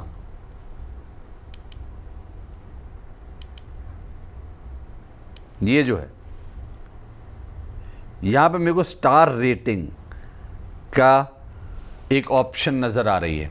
मतलब अगर मैं कोई फ़ोटो बहुत अच्छी मेरे को लग रही है, मैं उसको 5 स्टार रेटिंग दे दूंगा। इसका मतलब क्या है कि जब मैंने 100 फ़ोटोज़ मैंने डाउनलोड इसमें इंपोर्ट की और उसके बाद जब मैंने उसमें सिलेक्शन की तो मेरे 10 या 12 फ़ोटो पे मैंने 5 स्टार दिया। अब मैं जब प्रोसेसिंग शुरू करूंगा तो पहले उन 10 या 12 जो बेस्ट फ़ोटो मैंने सेलेक्ट की थी, जिनको 5 स्टार दिया था, सिर्फ उनकी प्रोसेसिंग करूँगा। कहीं ऐसा ना हो अगर आप ये रेटिंग नहीं देंगे तो आप क्या करेंगे, एक फ़ोटो रैंडमली आपने जो उठाई, ये लगी अच्छी है, इसकी आपने प्रोसेसिंग कर दी, और इसके बाद आप आगे चलना शुरू हुए ब्राउज़ करना, तो 3-4 फ़ोटो के बाद फिर वैसी ही फ़ोटो एक और नज़र आई जो कि उससे बहुत अच्छी थी। अब आपने जो पहले मेहनत की थी वो ज़ीरो हो गई, आपका टाइम वेस्ट हो गया। आप उस नई फ़ोटो पे अब दोबारा शुरू करेंगे। तो पहले आप आधा घंटा लगा लीजिए अपनी फ़ोटो को ब्राउज़ करने में, जिनको डिलीट करना है, जिनको जो रेटिंग देनी है दे दो। मैं जनरली डिलीशन प्रोसेस अभी नहीं करता, क्योंकि गलती से, जल्दीबाजी में कोई काम नहीं करना है। गलती से मैंने डिलीट प्रोसेस अभी कर दिया और बाद में मेरे को लगा यार वो तो मेरे से गलती से प्रेस हो गया था, तो फिर बहुत बड़ा नुकसान हो सकता है। सिर्फ अभी हम रेटिंग देते हैं। तो मैं रेटिंग क्या करते हैं हम, या तो आप यहाँ पे जाके प्रेस करेंगे स्टार को, या आप नंबर दबाएंगे अपने कीबोर्ड से। समझो मैंने 5 स्टार रेटिंग देनी है तो मैं 5 दबाऊंगा तो वो 5 स्टार रेटिंग आ जाएगी। मैं भी आपको करके दिखाता हूँ। मैं वापस जाता हूँ, जैसे ये पहली फ़ोटो थी, ये ठीक है बट मज़ेदार नहीं लग रही मुझे, मैं इसको 1 स्टार रेटिंग देता हूँ। तो 1 स्टार के लिए मैं क्या करूँगा, नहीं ये तो वो है शायद, हाँ एक सेकेंड, हाँ ये वो वीडियो था। समझो ये है, इसको अगर 3 स्टार मैंने रेटिंग देनी है, मेरे को लग रहा है यहाँ ठीक ठाक है, अच्छी है, इसको मैं प्रोसेसिंग कर सकता हूँ, तो मैं अपने कीपैड पे 3 दबाऊँगा। आपको मैं यहाँ पे करके दिखाता हूँ, जूम करके, आई होप आपको नज़र आए। मैं 3 दबाऊँगा, सो रेटिंग सेट टू 3। यहाँ पे दोबारा देखिए, 3 रेटिंग आ चुकी है उसकी, स्टार रेटिंग। ठीक है, आगे चलते हैं। ये भी समझो 3 रेटिंग वाली फ़ोटो है, इसको भी मैंने क्या किया, 3 दबा दिया, रेटिंग सेट टू 3। मैंने 2 रेटिंग एक जैसी ऐसी दी है कि आपको थोड़ी देर बाद मैं बता पाऊंगा कि जब मैं फ़िल्टर करूंगा तो कितना आसान हो जाएगा मेरे लिए। मैं अगली फ़ोटो पे चलता हूँ। ये ठीक है, पर मज़ा मुझे बहुत ज़्यादा नहीं आया। इसको रोटेट करना है तो मैं रोटेट कर सकता हूँ, जैसे अभी ये वर्टिकल शॉट मैंने लिया था बट हॉरिजॉन्टल नज़र आ रहा है, तो इसको मेरे को करने के लिए आप यहाँ पे देखिए कुछ है, यहाँ पर आप देख रहे हैं कुछ 2 एरोज़ बने हैं, इनको मैं जिससे मैं करूँगा, ये देखिए तो ये फ़ोटो सीधी हो गई। इससे इसको मैंने यूटिलाइज़ किया, ये रोटेट फ़ोटो। ये आपको हर एक फ़ोटो के नीचे एक पैनल नज़र आएगा जिसके थ्रू आप ये कर सकते हैं। अब मुझे ये मज़ा नहीं आया, मैंने इसको 2 रेटिंग दे दी। मैं कुछ नहीं कर रहा हूँ, मैं सिर्फ अपने कीबोर्ड पे नंबर प्रेस कर रहा हूँ। अब आपको ये लगा ये तो आपने गलत दे दी रेटिंग, हो सकता है गलत दे दी हो। आपने प्रेस करना था 1, प्रेस हो गया 4, हो सकता है। आपने प्रेस करना था 4, प्रेस हो गया 1, कोई टेंशन नहीं है, चेंज करना है। मैंने इसकी भी 2 स्टार रेटिंग दी है, मेरे को इसको कितना करना है, 1 स्टार करना है। मैं इसको 1 दबा दूंगा, अब 1 स्टार हो जाएगा। मेरे को इसको रेटिंग ही नहीं देनी, मैं इसको 0 कर दूंगा, मतलब 0 रेटिंग। मुझे इसको रिजेक्ट करना है, मैं चाहता हूं, अभी डिलीट नहीं कर रहा मैं सिर्फ इसको रिजेक्शन बना, मेरे हिसाब से ठीक नहीं है। मैं रिजेक्शन भी एक्चुअली स्पीकिंग में क्या करता हूं, जो बहुत ही ख़राब है उनको रिजेक्शन में डालता हूं, नहीं तो मैं या तो अनरेटेड रखता हूं या 1 रेटिंग दे देता हूं। तो इसको मैं अभी 1 रेटिंग देता हूं, मैंने 1 रेटिंग दे दी। जब मैं 1 रेटिंग दे चुका हूँ, बाद में मैं हर एक 1 रेटिंग की फ़ोटोज़ को दोबारा देखूंगा और उसके बाद मैं डिसीजन लूँगा किसको डिलीट करना है, किसको नहीं करना। अगली फ़ोटो आए, इस फ़ोटो में कुछ दम नहीं है, डायनेमिक रेंज भी नहीं है, कुछ भी नहीं है। मैंने खींची क्यों, ये तो सर आप भी खींचेंगे, हम भी खींचते हैं, यही तो बताना चाह रहा हूँ।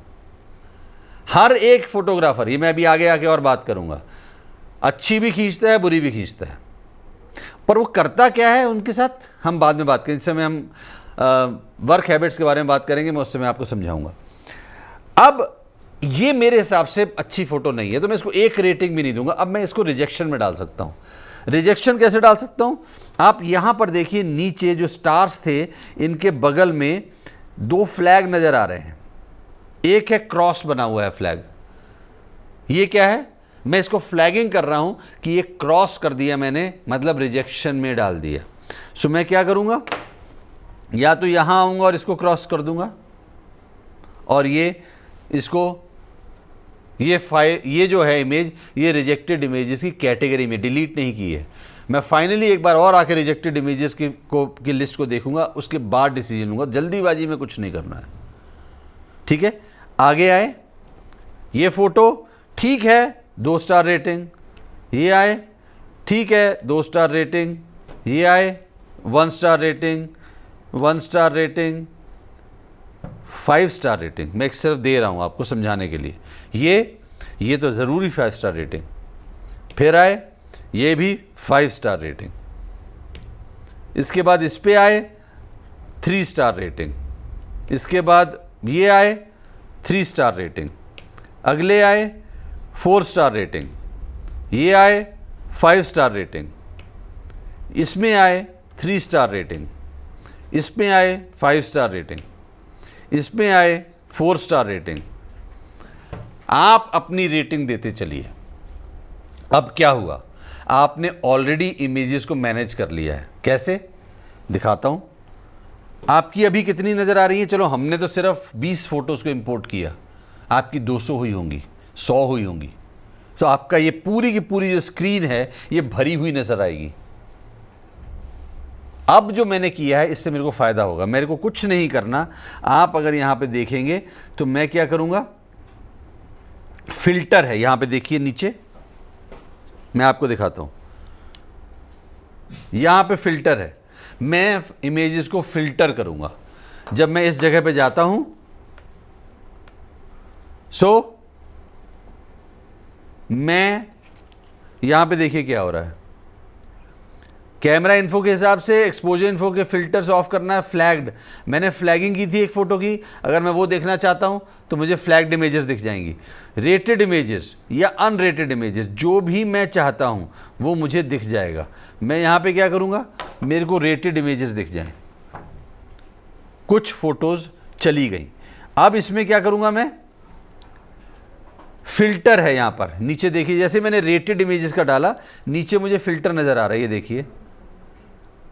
ये मुझे, मैं इसको जब बताऊंगा कि मेरे को किस रेट की इमेजेस देखनी है, मुझे यहाँ पे दिखा देगा।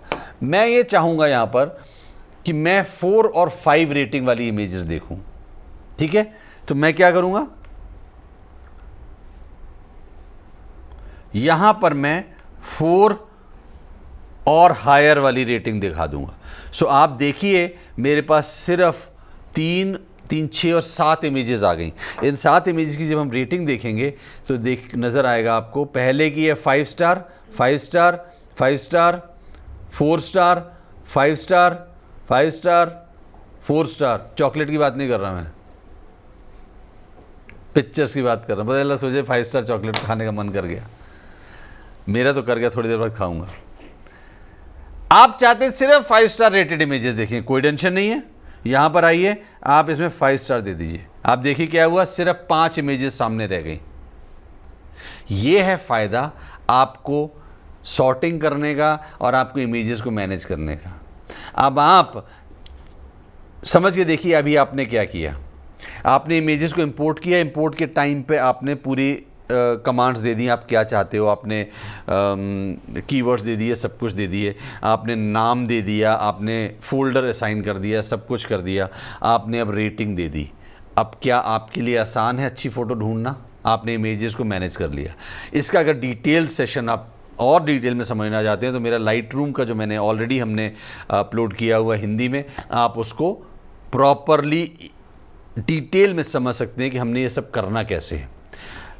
ब्रीफली मैं सिर्फ आपको ये बताऊंगा कि मैंने अब किसी भी एक फ़ोटो को प्रोसेस करना है तो मेरे को कौन सा स्टेप लेना पड़ेगा। कुछ नहीं करना, समझो मुझे इस फ़ोटो को प्रोसेस करना है, 5 स्टार फ़ोटो है, मुझे इसको प्रोसेस करना है। मैं उसको सेलेक्ट कर लूँगा, सिर्फ अपना माउस ले जाके उस पर क्लिक कर दिया, सिंगल क्लिक, वो सेलेक्ट हो गई। या तो अब मैं जाके यहाँ डेवलप पे क्लिक करूँगा तो मेरे को आ जाएगा, या मैं अपनी कीबोर्ड पे डी दबा दूंगा। डेवलप का जो फर्स्ट अल्फ़ाबेट है डी, जैसे ही मैंने वो दबाया तो वो फोटो उसने डेवलप मोड पे खोल दी। आप समझ रहे हैं क्या हुआ? जैसे ये हुआ, साथ में साइड में आप देखिए क्या हुआ, वो हिस्टोग्राम नजर आ गया और नीचे जो उसके चेंजेस करने थे, वाइट बैलेंस क्या करना है, temperature, tint, exposure, contrast, highlight, shadows, क्या क्या करना है, ये उसका कर्व है, सब कुछ सामने आ गया। ये जो आपका राइट हैंड साइड का पैनल है, ये आपको डेवलप मॉड्यूल, मतलब कौन कौन सी सेटिंग्स चेंज कर सकते हैं इसमें, वो सब वहाँ से होगा। आप लेफ्ट हैंड साइड पे एक और चीज़ देखेंगे, लेफ्ट हैंड साइड पे कुछ दिख रहा है लिखा हुआ प्रीसेट्स। प्रीसेट्स क्या है? लाइट रूम में जो प्रीसेट्स हैं वो हैं ऑलरेडी आपके डिफाइंड कुछ सेटिंग्स आती हैं जो कि आप खुद भी बना सकते हो या आपको मिल भी जाती हैं। कुछ लाइट रूम आपको बाय डिफ़ॉल्ट देता है। जिस समय मैं वो प्रीसेट में से कोई एक प्रीसेट चूज़ करता हूं तो उसमें जो पैरामीटर्स हैं वो उस इमेज पे अप्लाई हो जाते हैं, फास्ट प्रोसेसिंग हो जाती है। यहाँ पर मैं आपको एक छोटा सा कॉशन ज़रूर करना चाहूँगा। मेरी फ़ोटोग्राफी में अगर मुझे सबसे ज़्यादा डिले हुआ है कि मेरे को इम्प्रूव करने में, मैं आपको सच बताऊँगा, वो बिकॉज ऑफ प्रीसेट्स को यूज़ करने के कारण हुआ है। ये मेरी लाइफ की एक बड़ी कड़वी सच्चाई है। क्यों? क्योंकि कैमरे का ऑटो मोड याद है ना? याद है कैमरे का ऑटो मोड? वो तो नहीं करना, वो ही करना है तो फिर मोबाइल से शूट कर लो ना। कैमरा इतना महंगा क्यों लिया आपने? ये लाइट रूम का ऑटो मोड है, आपके हाथ में कंट्रोल कुछ नहीं आ रहा। ये प्रीसेट किसी और फोटो में किसी और लाइटिंग कंडीशन के लिए किसी ने बनाए थे, मेरे वो इस फोटो पे 100% कैसे फिट कर जाएंगे? पर कुछ लोग इन्हीं पे काम करते हैं, कोई प्रॉब्लम नहीं है, वो उनकी चॉइस है। मैंने भी बहुत किया बट मेरा काम उसमें स्लो होता चला गया। मेरी आपसे एडवाइस है, प्रीसेट्स को थोड़ी देर के लिए इग्नोर कर दो। आप इस साइड आ जाओ पैनल पे और इस हिस्से को पूरा मास्टर कर लो। बिलीव करो, आपकी जो फोटोग्राफी, मेरे को जितना एक्स्ट्रा टाइम लगा उससे ज़्यादा कहीं आप बेटर फोटोग्राफर बन पाओगे, अच्छी प्रोसेसिंग कर पाओगे। कंट्रोल आपने अपने हाथ में रखना है, समझ रहे हैं? यहां पर मैं अब आपको छोड़ता हूं। इसके बाद अब हम बात करेंगे गुड प्रैक्टिसेस की, बिकॉज वो जानना ज़रूरी है। अगर आप, मैं फिर से रिपीट करूंगा, लाइट रूम के बारे में कुछ भी और डिटेल में जानना चाहते हैं तो लाइट रूम का ऑलरेडी हमारा पूरा का पूरा सेशन, डिटेल्ड सेशन हिंदी में ऑलरेडी अवेलेबल है, आप उसको देख सकते हैं, सुन सकते हैं। अगर आप चाहते हैं कि हम फोटोशॉप के बारे में भी कुछ बनाएं तो आप प्लीज़ हमको बताइए अपनी चॉइस भी।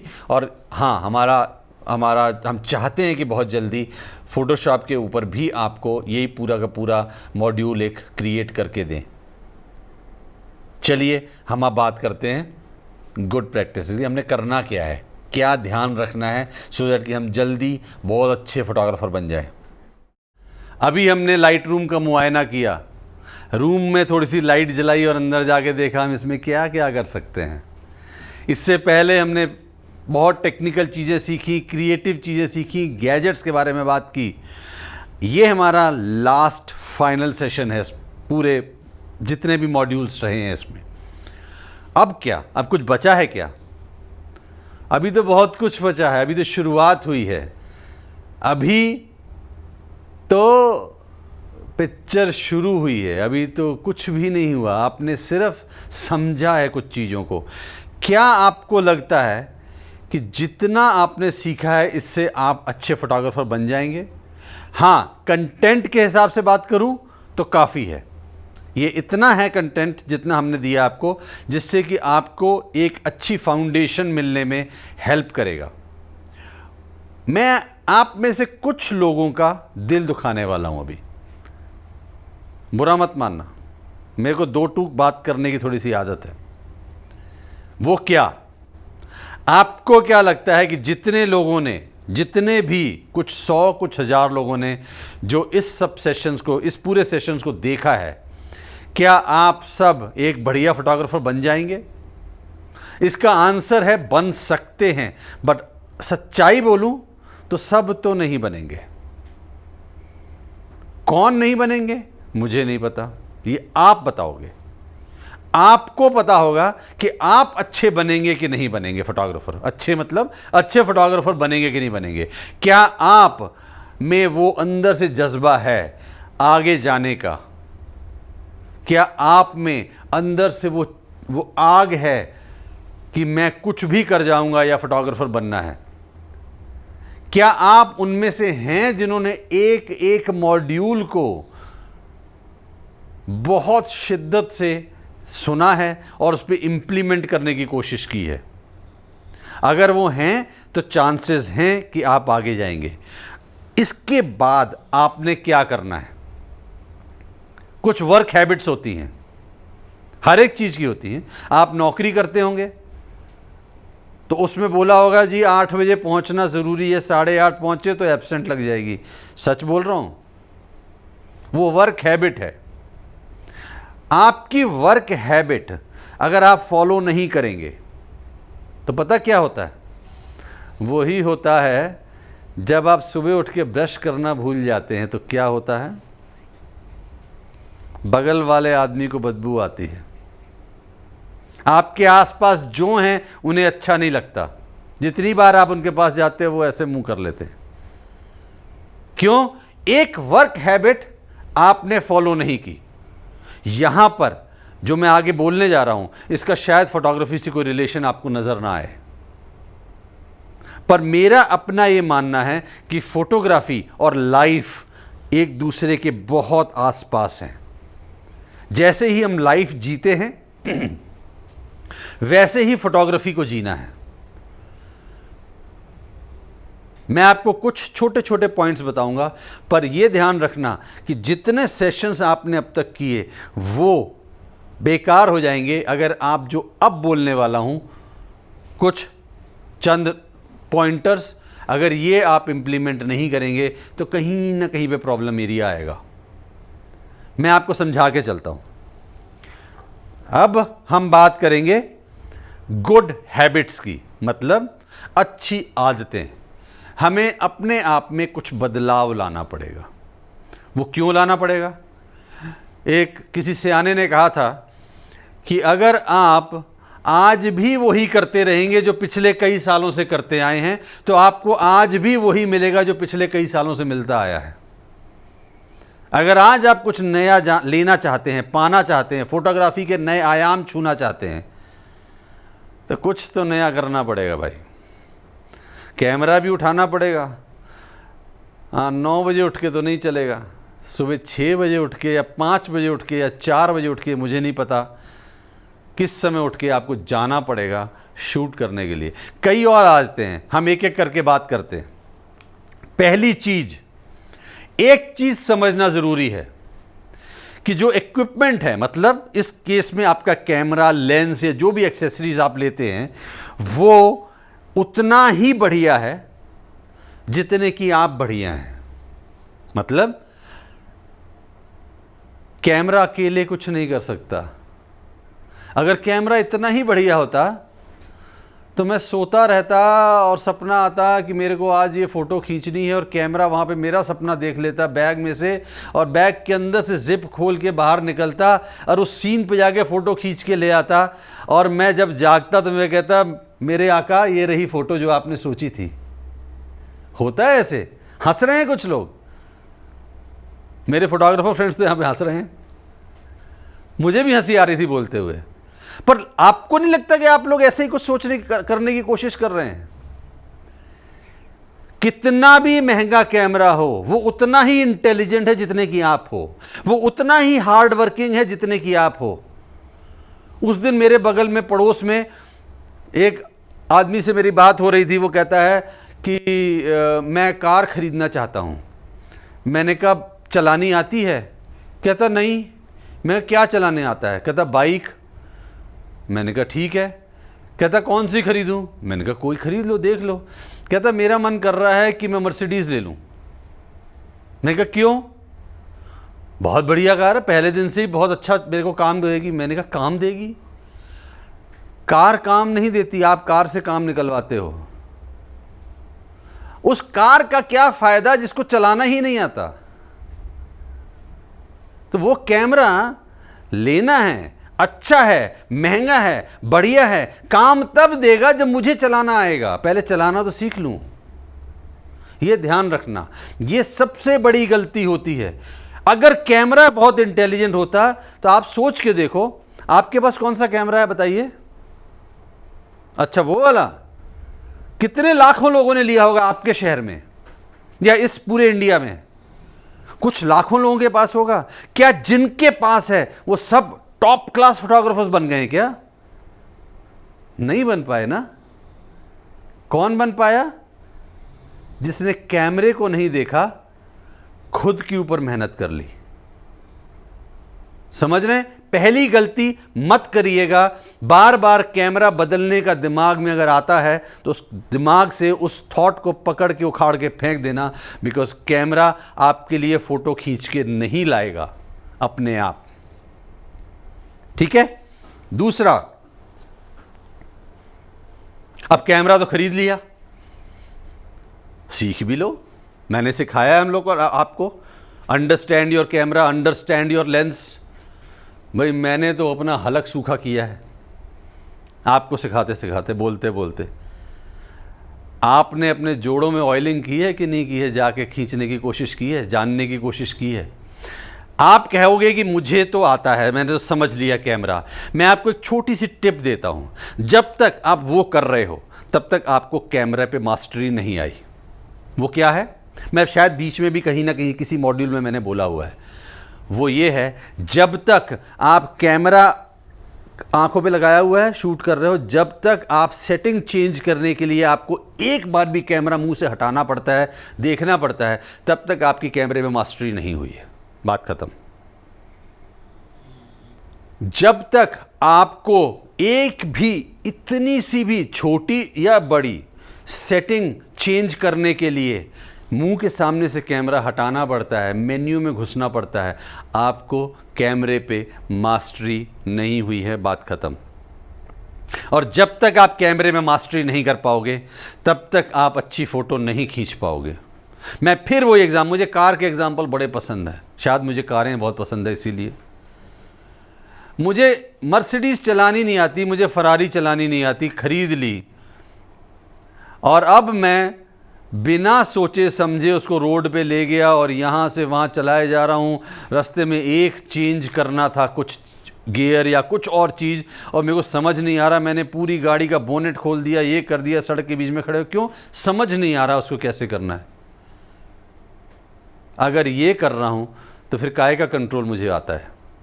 और मैंने बीच में ही बोला था, जब तक आप कैमरे के ऊपर 100% कंट्रोल अपना नहीं ले आओगे तब तक आप क्रिएटिव ही नहीं हो पाओगे। क्योंकि जितनी बार आप सामने सीन के खड़े होगे फ़ोटो खींचने के लिए, उतनी बार आपका पहले ध्यान डाइवर्ट होगा कैमरे में सेटिंग चेंज करने के लिए। आप क्रिएटिविटी तक पहुंचते पहुंचते तो आप वैसे ही थक चुके होगे या फ्रस्ट्रेट हो चुके होगे। ठीक है जी, आगे। आपको लगता है कि आपने शटर प्रेस कर दिया, एक छोटा सा गोल सा बटन, और फोटो खिंच गई और काम हो गया, आपकी फोटोग्राफी हो गई। आपका भी आधा काम हुआ है। अरे इसके बाद क्या? मैंने थोड़ी देर पहले तो अभी आपको बताया था इसी सेशन में कि पोस्ट प्रोसेसिंग तो करनी पड़ेगी भाई। वो क्या है और वो क्यों है? एक चीज समझ के चलिए, आज तक कोई कैमरा ऐसा नहीं बना है जो कि हमारी आंखों को रेप्लिकेट कर पाए। तो जो हमारी आंखों ने देखा, हमने उसको देख के खींचा, उसमें गैप आ गया है ऑलरेडी। उसको तो ठीक करूंगा। जब उसको ठीक करना पड़ रहा है तो कैसे होगा ठीक? Post processing. अगर आपको कोई ये बोल रहा है या आप कहीं पे पढ़ रहे हो या आपके दिमाग की नई उपज आई है कि भाई पोस्ट प्रोसेसिंग तो जो है ना वो तो वो लोग करते हैं जो कि ढंग से कैमरे में फ़ोटो ही नहीं खींच पाते, तो मैं आपकी एक जो गलत धारणा है इसको मैं हटाना चाहता हूँ। पोस्ट प्रोसेसिंग जो वर्ड है ये शायद मॉडर्न वर्ड है, पर ये जो काम इसमें हम करते हैं ये उस दिन से चल रहा है जिस दिन से फोटोग्राफी की इन्वेंशन हुई है, जिस दिन से फोटोग्राफी ईजाद हुई है, हम लोग के बीच में आई है, उस दिन से ये हो रहा है। ये वो बात अलग है कि पहले ये डार्क रूम में होता था और आज डिजिटल डार्क रूम में हो रहा है। आजकल कुछ डिजिटल एज ऐसी आ गई कि हम बेशरम हो गए हैं, हम अंधेरे में कुछ काम ना करके खुलेआम करने लग गए हैं। समझ रहे हैं मेरी बात? वो नहीं था मेरा मतलब। पर सच्चाई यही है कि इसके बिना आप फोटोग्राफी को एक नया आयाम, वो लेवल दे ही नहीं पाएंगे। बात खत्म, कोई डिबेट नहीं है, कोई कंफ्यूजन दिमाग में मत रखना।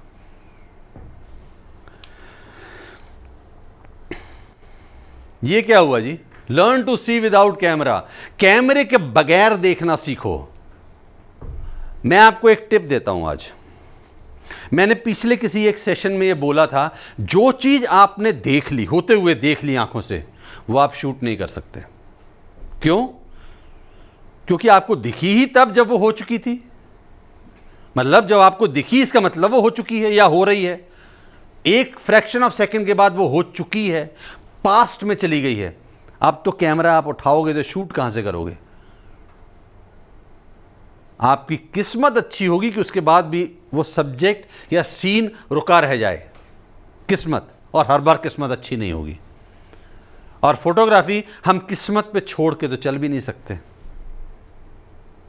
हमें हर चीज को पहले विजुलाइज करना पड़ेगा। इंग्लिश में हम कहते हैं प्रीएम्प्ट करना पड़ेगा। हमको पहले उसको समझना पड़ेगा, जानना पड़ेगा कि ये सीन अब होने वाला है। उससे पहले मैं कैमरा उठाऊंगा और वो सीन होगा तो मैं रेडी होऊंगा उसको करने के लिए, शूट करने के लिए। पूरी फोटोग्राफी इस वर्ड में छुपी है, सी। इसको प्रैक्टिस कैसे करना है, जो मैंने भी किया था। आप फोटोग्राफी के लिए जाइए, फोटोग्राफी करने जाइए सुबह सुबह, और कैमरा घर छोड़ के जाइए। अब आपका टास्क पता क्या है? फोटो खींचना नहीं है। आपका वो 1 घंटे का 2 घंटे का टास्क है कि आपने पूरे वो सीन, वो मोमेंट, वो चीजें आइडेंटिफाई करनी है, स्पॉट करनी है, देखनी है, जिससे कि आपको ये लगे कि ये फोटो तो मैं खींच सकता था, और आप अपने आप को गालियां दें कि मैं आज कैमरा क्यों नहीं उठा के लेके आया। जब आप ये 2-3 बार करेंगे तो आपको कुछ चीजें अपने आप, सीन्स एंड मोमेंट्स एंड वो होते हुए नजर आने लग जाएंगे पहले ही। इसको हम कहते हैं learn to see without camera. हम लोग प्रॉब्लम, पता कैमरे में सबसे बड़ी प्रॉब्लम क्या है? हमने कोई सीन देखा, कैमरा जैसे मुंह पे लेके आते हैं ना, तो एक नई चीज होती है, हमारा दिमाग काम करना बंद कर देता है। क्यों? सोचना बंद कर देता है। उस समय हम सिर्फ वो छोटे से, इस व्यू फाइंडर के से बीच में से छोटा सा सीन नजर आ रहा है, पूरा का पूरा ध्यान उसमें आ गया, उसमें कुछ दिख नहीं रहा तो फिर भी ढूंढ रहे हैं। मतलब दिमाग में से वहीं से खुदाई करनी शुरू कर देते हैं, अंदर से कुछ तो निकल आया, भाई एक फोटो तो निकालूं। अरे मुंह से कैमरा हटा, देख बगल में हाथी खड़ा है। समझ रहे हो मैं क्या कह रहा हूं?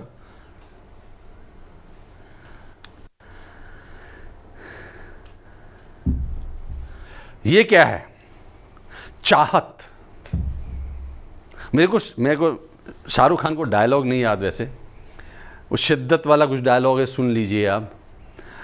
मुझे एक्टिंग नहीं आती, मैं जो बोलता हूं दिल से बोलता हूं।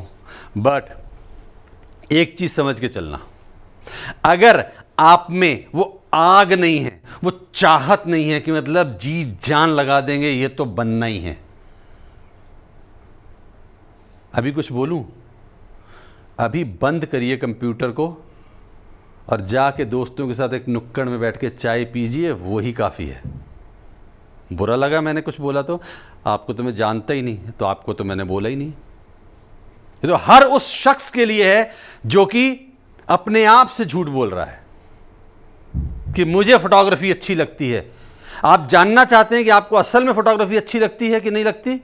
एक काम करिए, अभी थोड़ी देर सब कुछ अपने आप के दिमाग में से हर चीज को निकाल दीजिए। 2 मिनट के लिए शट डाउन कर दीजिए, आसपास कोई थॉट नहीं आना चाहिए। आंखें बंद करके बैठिए, इस मेडिटेशन जैसे कहते हैं। 2 मिनट, ज़्यादा नहीं, सब कुछ शांति में।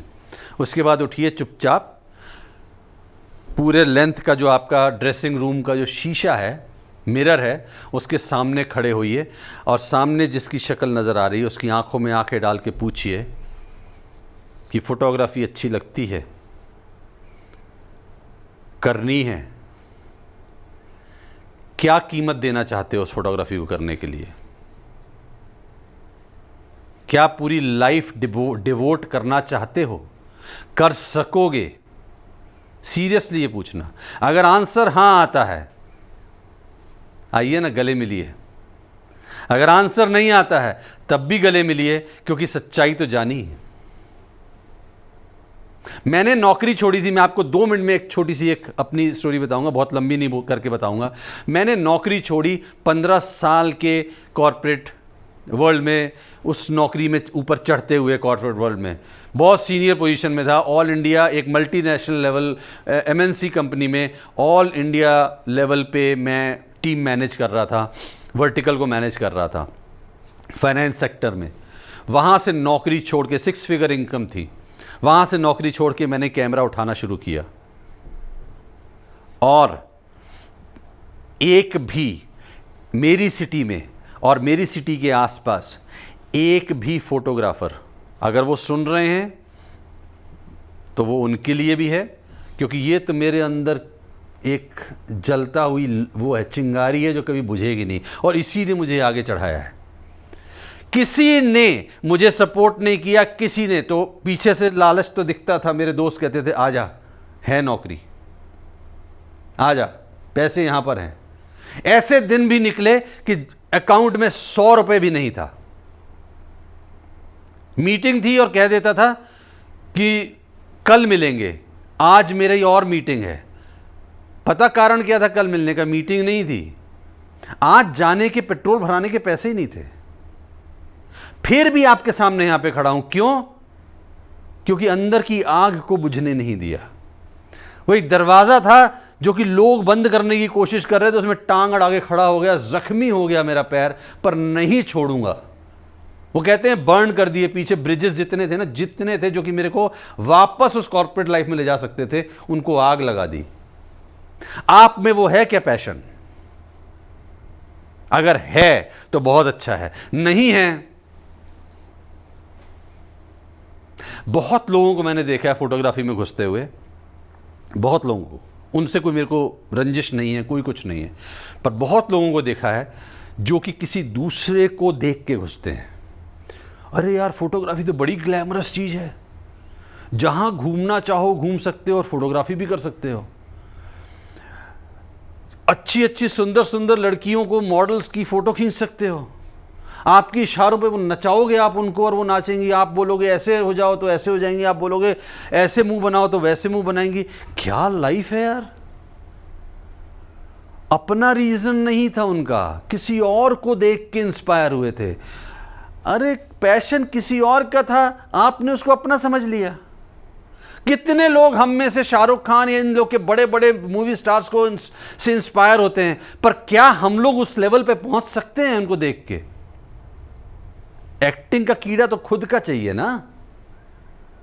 वो कीड़ा अगर आपके अंदर है तो चलेगा, वो हमेशा कुल बुलाना चाहिए, नहीं नहीं चलेगा।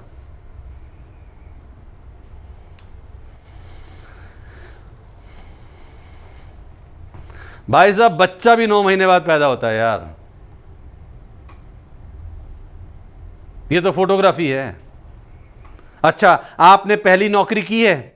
चलिए पूछते हैं आपसे, पहली नौकरी के लिए कितने दिन लगे आपको? अच्छा 15 दिन ही लगे? सोच के देखो दोबारा, मैं आपको बताता हूं कितने दिन लगे।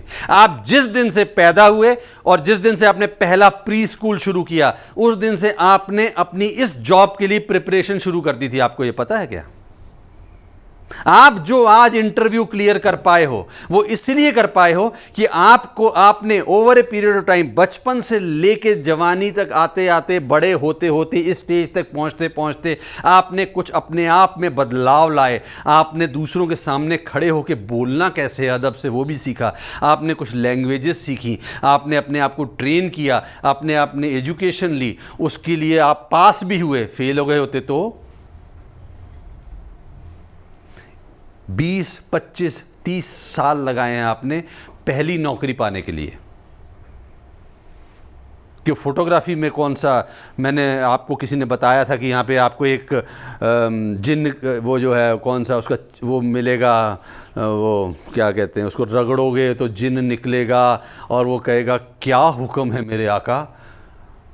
जिन जी मुझे फोटोग्राफर बनना है, तथास्तु बन गए। भाई ऐसा नहीं होगा, कुछ नहीं होने वाला ऐसा। आप समझ रहे हो मैं क्या कह रहा हूं? टाइम लगेगा। एक छोटी चीज मुझे बताइए, हम लोग, आप लोग शॉर्टकट किस लिए ढूंढ रहे हैं फोटोग्राफी में? किस लिए ढूंढ रहे हैं शॉर्टकट? उन शॉर्टकट से क्या मेरे को सक्सेस अचीव होगा? क्या मैं अपनी डेस्टिनेशन में पहुंच पाऊंगा? बताइए मुझे। अरे भाई मैं जहां पे खड़ा हूं ये 5वां फ्लोर है, 5th फ्लोर है। मैं चाहकर भी ग्राउंड फ्लोर से 5th फ्लोर हवा में उछल के डायरेक्ट एंट्री नहीं ले सकता। वो सुपरमैन, स्पाइडरमैन पिक्चर में ही ठीक है भाई, यहां रहने दो। सच्चाई पे आते हैं, एक एक फ्लोर करके ही जाना पड़ेगा। अच्छा किसी और ने जल्दी कर लिया था? मैं आपको एक कहानी सुनाता हूं। एक बार एक गांव में एक साधु बैठा था किनारे पे, एक सड़क के किनारे पे, कहीं पे पगडंडी के किनारे पे, और एक आदमी चलता हुआ आया। उसने कहीं जाना था, एक गांव को क्रॉस करके कहीं जाना था। वो पहुंचता है, साधु के पास पहुंचता है। वो कहता है, साधु जी मुझे एक बार बताओ, मुझे वहां जाना है, मुझे कितना टाइम लगेगा? साधु चुप, मौन व्रत धारण किया हुआ। उसने 10 बार पूछ लिया, उसने जवाब ही नहीं दिया। बड़ा गुस्सा चढ़ता है उसको, गाली गोली दे के उसको आगे निकल जाता है। जैसे ही आगे चलना शुरू करता है, थोड़ी देर बाद पीछे साधु की आवाज़ आती है, आधे घंटे में पहुंच जाएगा तू। उसको बड़ा गुस्सा चढ़ता है, कहता मैं खड़ा खड़ा तेरे से पूछ रहा था, तुमने बताया नहीं अभी तक। तो आके उसको डांटता है, कहता जब तक तुम्हारी चाल नहीं देखूंगा तब तक कैसे बताऊंगा कितना टाइम लगेगा। अगर कोई आपसे आगे निकल गया है तो आप अपने आप से पूछ के देखिए, जो रास्ता था उसमें आप भटक तो नहीं गए, आपने चाल स्लो तो नहीं कर ली, थक तो नहीं गए, कुछ और डिस्ट्रैक्शन तो नहीं आ गई। गर्मी थी, नींबू पानी मिल रहा था, नींबू पानी पी लेता हूं। सर्दी थी, कपकपा रहा था, एक अंदर छाया एक रूम था जहां में लगा कि शायद गर्मी से ठंड से बच जाऊंगा। कोई दोस्त था, उसने कहा चल पिक्चर दिखाते हैं। या घर से निकला था, रास्ते में रेड लाइट आ गई, पहले तो वो खड़ा होना मुश्किल हो गया, जैसी क्रॉस की तो ठुल्ले ने पकड़ लिया, इधर आ बेटा लाइसेंस दिखा। अब मैं वापस चला गया। आप में कितना शिद्दत थी, कितना वो था कि आप उसको करोगे। अपनी स्पीड देखो, उस पर चलते चलो, काम होगा। इस पर मैं भी और बात करूंगा, बिकॉज ये बहुत इंपॉर्टेंट चीज है।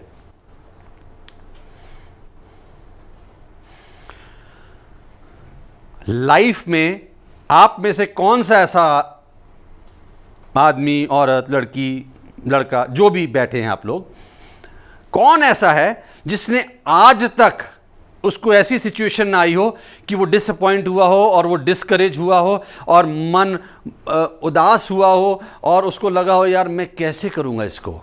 लाइफ में कभी ऐसी सिचुएशंस आई हैं? जी हाँ, रोज आती हैं। उसका काम उस समय हमने क्या करना है? अपने आप को इंस्पायर करना है। कभी ऐसा हुआ है कि आपको लगा है कि आप एक ही जैसी चीजें करते चले जा रहे हो, आप में कोई वैरायटी नहीं निकल के आ रही? ये होता है। हमारी एक अपने आप में हम आसपास एक शेल बना लेते हैं या बॉक्स बना लेते हैं और उसके बियॉन्ड हम देख नहीं पाते। हमें दूसरों को देख के, दूसरों के काम को देख के इंस्पिरेशन लेनी है। और ये तो डिजिटल एज है यार, गूगल करो, इतनी चीजें मिलती हैं कि कुछ पूछो नहीं। अपना जो आप सीखना चाहते हो, जो फोटोग्राफी में जिस टाइप का जॉनर को फॉलो करना चाहते हो, वाइल्ड लाइफ फोटोग्राफर बनना चाहते हो, परस्यू कर रहे हो, अच्छे वाइल्ड लाइफ फोटोग्राफर्स के बारे में गूगल करो, उनके नाम देखो, जिनका काम आपको ज़्यादा अच्छा लगता है उनको फॉलो करना शुरू करो। फैशन फोटोग्राफर बनना चाहते हो, आप अच्छे फैशन फोटोग्राफर्स का काम ढूंढना शुरू करो, जो अच्छे, जिनका काम आपको बहुत अच्छा लगता है उनको फॉलो करना शुरू करो। अपने आप को इंस्पायर करो, उनकी फोटो को देख के और मत डीमोटिवेट हो जाओ। क्यों? वो तो इतनी अच्छी फोटो खींचता है, मैं पता नहीं कभी खींच भी पाऊंगा कि नहीं खींच पाऊंगा। अरे भाई, उसको 20 साल हो गए खींचते हुए, तुम 20 दिन में और 20 साल, मतलब तुम्हारा 20 दिनवा वाला जो चैप्टर था वो 20 सालवें वाले चैप्टर के साथ कहां से कंपेयर कर सकते हो?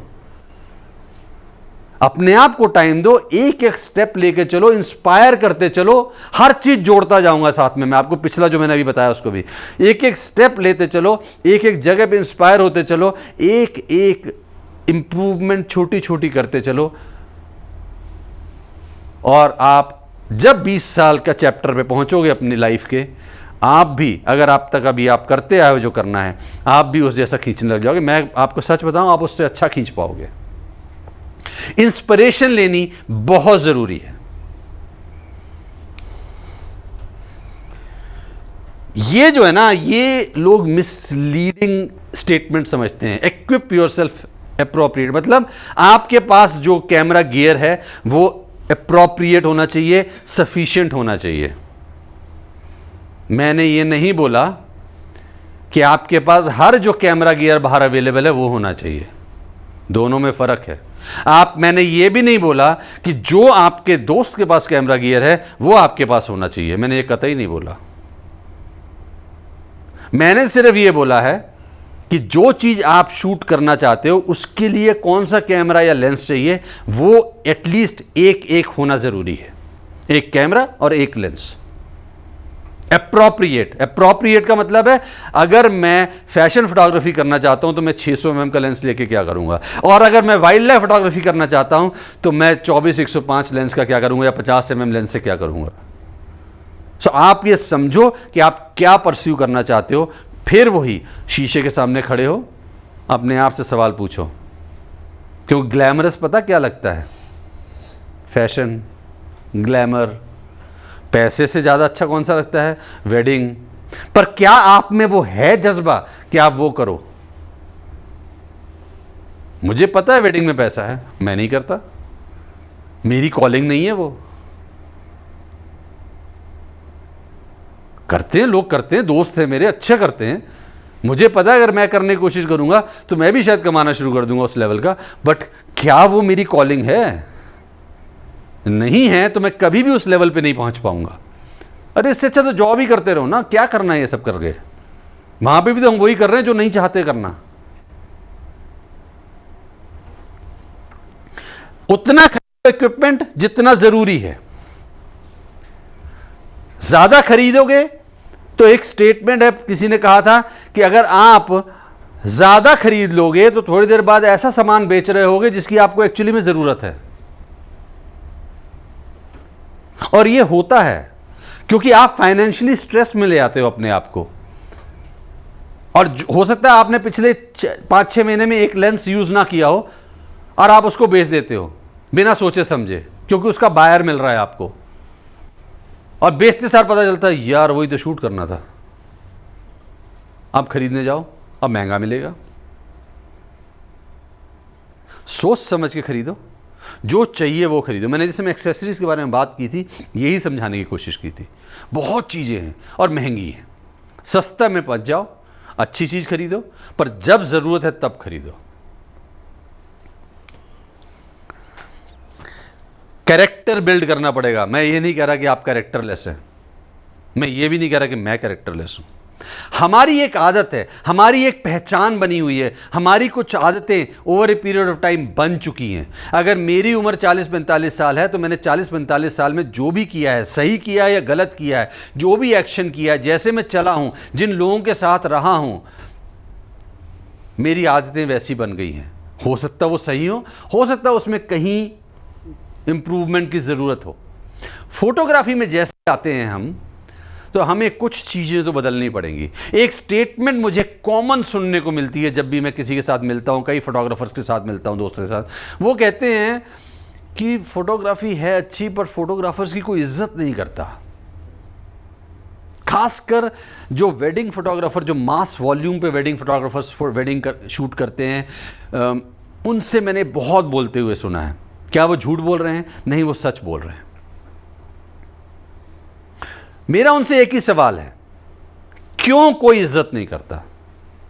क्या उनमें कोई प्रॉब्लम है? मैं आपको सच बताऊं, मेरी इज्जत मैं कैसे करवाना चाहता हूं, ये उसके हाथ में नहीं है जो मेरी इज्जत कर रहा है या बेइज्जत कर रहा है मुझे। वो मेरे हाथ में है। मैं अच्छे से कपड़े पहन के आपके सामने खड़ा हूं, अभी मैं आपके पास आके बात करूं पान चबाते हुए, यहां से लार टपकाते हुए, साथ में महंगा कैमरा तो टांगा हुआ है, मेरी कोई इज्जत करेगा? शराब पी के चला जाऊं, क्यों? वो कुछ लोग कहते हैं सर सरूर ही तभी बनता है जब छोटा सा पैग लगा लें, उसके बिना तो मज़ा ही नहीं आता। सर क्या बोलें, तंबाकू चबाते हुए, गुटखा खाते हुए, बीड़ी पीते, बीड़ी शायद नहीं पीते, सिगरेट पी के जाते हुए, मतलब आपने सिगरेट पी, आपने मिंट खा ली, बड़ा अच्छा लगा यार, बड़े सियाने हैं। उसके बाद कैमरा ऐसे पकड़ के बगल में गए, यार ये देखना कैसे आई है, आपको पता ही नहीं कि आपकी उंगलियों से भी खुशबू उसके मुंह में जा रही है, आँख कान में जा रही है, नाक में जा रही है। क्या हुआ? आपने अपना इंप्रेशन गलत शो कर दिया। अब तक शायद मैं चप्पलों में भी चला जाता था, अब नहीं जाऊंगा।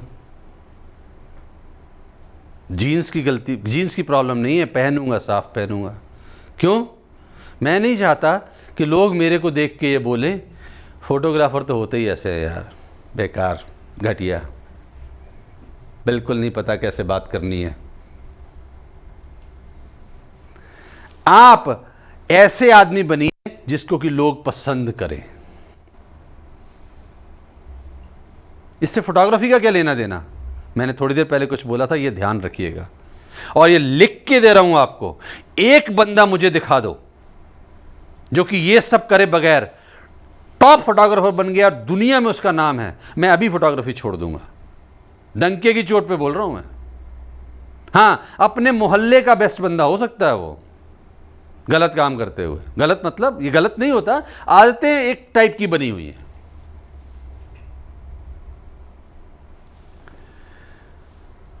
कंपनी जो आपके आसपास का जो हुजूम है लोगों का, दोस्तों का, उसमें देखिए। एक और कहावत है ना, आप मेरे को आपके दोस्त बताओ तो आप कैसे हो मैं वो बता दूंगा। ये सच्चाई है। आजकल तो दोस्त भी देखने की जरूरत नहीं है। ट्विटर पे जाओ, फॉलोअर लिस्ट देख लो, मैं किसको फॉलो करता हूं। मेरे इंस्टाग्राम पे जाओ, मैं किन किन को फॉलो करता हूं वो देख लो। उसी से पता चल जाएगा मेरे को किस टाइप के फोटोग्राफर्स पसंद है, किस टाइप के लोग पसंद है। अगर मैं किसी को लाइक करता हूं तो कुछ तो रीजन होगा। अपनी, मैं नहीं कह रहा बदलो, मैं नहीं कह रहा दोस्त बदल दो, बट हां आइडेंटिफाई करो कि अगर वो मैच नहीं खा रहे हैं कहीं पे, थोड़ा सा लैंग्वेज वो वाली नहीं, वो जो हम गुस्सा होके बोलते हैं ना जिसको हम गाली कहते हैं, गाली वाली लैंग्वेज नहीं सीखनी। कौन सी लैंग्वेज? इस समय अगर हम इंडिया में हैं, मैं हिंदी की बात कर रहा हूं, हिंदी में आपसे बात कर रहा हूं, तो मैं आपसे एक छोटी सी चीज बिल्कुल क्लियरली बोलूंगा। इसका एग्जांपल मैंने देखा है। अगर आप इंग्लिश नहीं सीखेंगे, अपने आप का कहीं ना कहीं पे नुकसान कर रहे होंगे, अगर कमर्शियल फोटोग्राफर बनना चाह रहे हैं या प्रोफेशनल फोटोग्राफर। मैं ये नहीं कह रहा कि आज आप उसमें एमए इंग्लिश करनी शुरू कर दो, उसका एग्जाम नहीं देना। आपने सिर्फ उतनी बोलनी है जो कि आप ढंग से किसी से कम्युनिकेट कर सको। वो आपको एक नए लेवल पे पहुंचाएगा। आपको, आप अपने लिए रिस्पेक्ट गेन करोगे। दूसरों से पहले आप अपनी नजरों में ऊपर उठ जाओगे कि मैंने देखो क्या मेहनत की है। एक और लैंग्वेज भी होती है। मैंने बर्ड फोटोग्राफी बीच में बहुत की थी। मैं जाता था, 4 दिन गए, 5 दिन गए, 1 महीना लगा रहा, एक बर्ड की फोटो नहीं मिली। फिर मेरे साथ एक सज्जन थे, बहुत अच्छे बर्ड फोटोग्राफर थे। उन्होंने मुझे कुछ 2-3 चीज़ें समझाई। उन्होंने कहा बर्ड की लैंग्वेज समझो, एनिमल्स की लैंग्वेज समझो, उनका बिहेवियर समझो। हर एक आदमी का बिहेवियर अलग है, हर एक जानवर का बिहेवियर अलग है। जब मैं वो समझूंगा तो मैं बेटर डिसीजन ले पाऊंगा, बेटर फोरकास्टिंग कर पाऊंगा, प्रीएम्प्ट कर पाऊंगा। पहले पता चलेगा ये अब क्या करने वाला है, जानवर या आदमी, जो भी हो सकता है, और मुझे बेटर फोटोज खींचने की में उसमें हेल्प होगी। ड्रेस टू इंस्पायर मतलब मैं कपड़े वैसे, मैंने टाई नहीं पहनी, मैंने कोट भी नहीं पहना। मैंने शायद क्या सच्चाई है, मैंने टाई नौकरी जिस दिन छोड़ी थी उस दिन के बाद से पहननी बंद कर दी। मुझे अच्छी नहीं लगती थी क्या? मुझे बहुत अच्छी लगती थी, बट मुझे कहीं ना कहीं ये लगा कि जब मैं किसी क्लाइंट से बात कर रहा हूं और उसने टाई नहीं पहनी और मैंने टाई पहनी है, तो वो टाई हम दोनों के बीच का बैरियर बन रही थी। बहुत अच्छी चीज़ है, पर मुझे कहीं ना कहीं पे लगा, और उसको जब मैंने हटाना शुरू किया और फिर भी स्मार्टली ड्रेस करना होना शुरू हुआ, तो मुझे उसमें सक्सेस मिलना शुरू हुआ। तो मैं आपको सिर्फ ये बता रहा हूँ, मैं ये नहीं कह रहा टाई गलत है। पता चला आप जिन्हें टाई पहन रहे हैं वो भी कहें जी हम तो नहीं पहनेंगे। आप अपना देखिए, जो पहनी है, पहनावा आपका दूसरा जब आपको देखे तो लगना चाहिए यार, मतलब आप कहो फोटोग्राफर हो तो बंदा कहे यार क्या बढ़िया चीज़ है, क्या मतलब क्या पर्सनैलिटी है बंदे की। कीप स्माइलिंग, इसके पैसे नहीं लगते। एक इंग्लिश में कहावत है, smile because it increases your face value. जब हम स्माइल करते हैं तो हमारे चेहरे की जो रौनक आती है वो प्राइसलेस है, उसकी कीमत नहीं लगा सकते। अब किसी राह चलते बंदे की तरफ स्माइल करके देखिए, आपको रेसिप्रोकेट करेगा, आपको वापस में स्माइल से जवाब देगा। हो सकता है वो शुरू में कही यार ये क्या हो गया, मेरे को तो आज तक किसी ने देख के स्माइल नहीं किया, वो उसकी प्रॉब्लम है, आपकी थोड़ी ना हो सकती है। पर्सनल हाइजीन, पर्सनल हाइजीन क्या है यार, अब मैं दाढ़ी मैं तो नहीं काट सकता, आप ट्रिम कर लीजिए, फैल रही है। पान चबाना बंद करिए, आपको आदत है, फोटोग्राफी की भी आदत डाल लो ना, सिर्फ पान की क्यों आदत डाले हुए हो? सिगरेट की आदत है, फोटोग्राफी को बना लो ना आदत एक। कुछ हाइजीन फैक्टर्स होते हैं, नाखून बड़े हुए नहीं होने चाहिए, बॉडी से बदबू नहीं आनी चाहिए, चाहे वो पसीने की है चाहे कुछ और है, मुंह से बदबू नहीं आनी चाहिए, ये सब और कई चीज़ें ये बहुत मायने रखती हैं। क्यों रखती हैं? अरे आपने इतना महंगा कैमरा खरीद के गले में टांगा है यार, कैमरे की तो इज्जत कर लो, जरूरी है ये।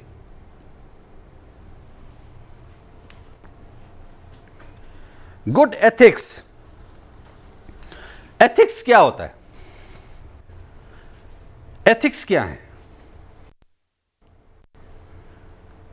मैंने कोई गलती की उसको एक्सेप्ट कर लेना एथिक्स है। मैं दूसरे का, अपने लिए बिजनेस तो उठाना जरूरी है, पर दूसरे का काट के बिजनेस, इल्लीगल गलत तरीके से खुद का बिजनेस हड़पना एथिक्स नहीं है। अंडर कट करके डील उठा लेना, एक फोटोग्राफी का प्रोजेक्ट उठा लेना और उसके बाद उसको अंडर डिलीवर करना, ये एथिक्स नहीं है। हम पे जब प्रेशर आता है, अभी मैं 4 बार गया फोटोग्राफी के प्रोजेक्ट के लिए बात करने, नेगोशिएट करने, कोटेशंस देने, और चारों बार मेरे से वो डील लूज हो गई। 5वीं बार जाऊंगा तो बहुत प्रेशर में जा रहा हूं, तो मैं गया कोट लेके 1 लाख रुपए का। उसने बोला जी मैं 5,000 से ज़्यादा नहीं दूंगा। मैं कहता सर दो तो सही, 5,000 ही दे दो। अब क्या करूंगा? अब हर चीज़ 5,000 के अंदर फिट करने की कोशिश करूंगा। ये एथिकल नहीं है साहब।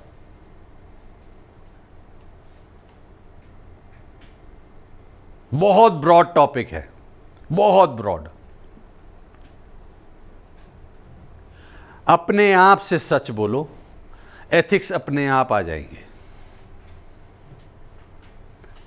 हम लोग इंडिया में रहते हैं, हम चाहते हैं कि करप्शन बंद ना हो, बंद हो जाए, मतलब बंद हो जाए। और अभी रास्ते में जब ट्रैफिक वाला ठुल्ला रोकता है, ट्रैफिक वायलेशन पे 100 रुपये लेना यार, छोड़ दे भाई। क्या किया मैंने? एथिक्स से कॉम्प्रोमाइज कर लिया।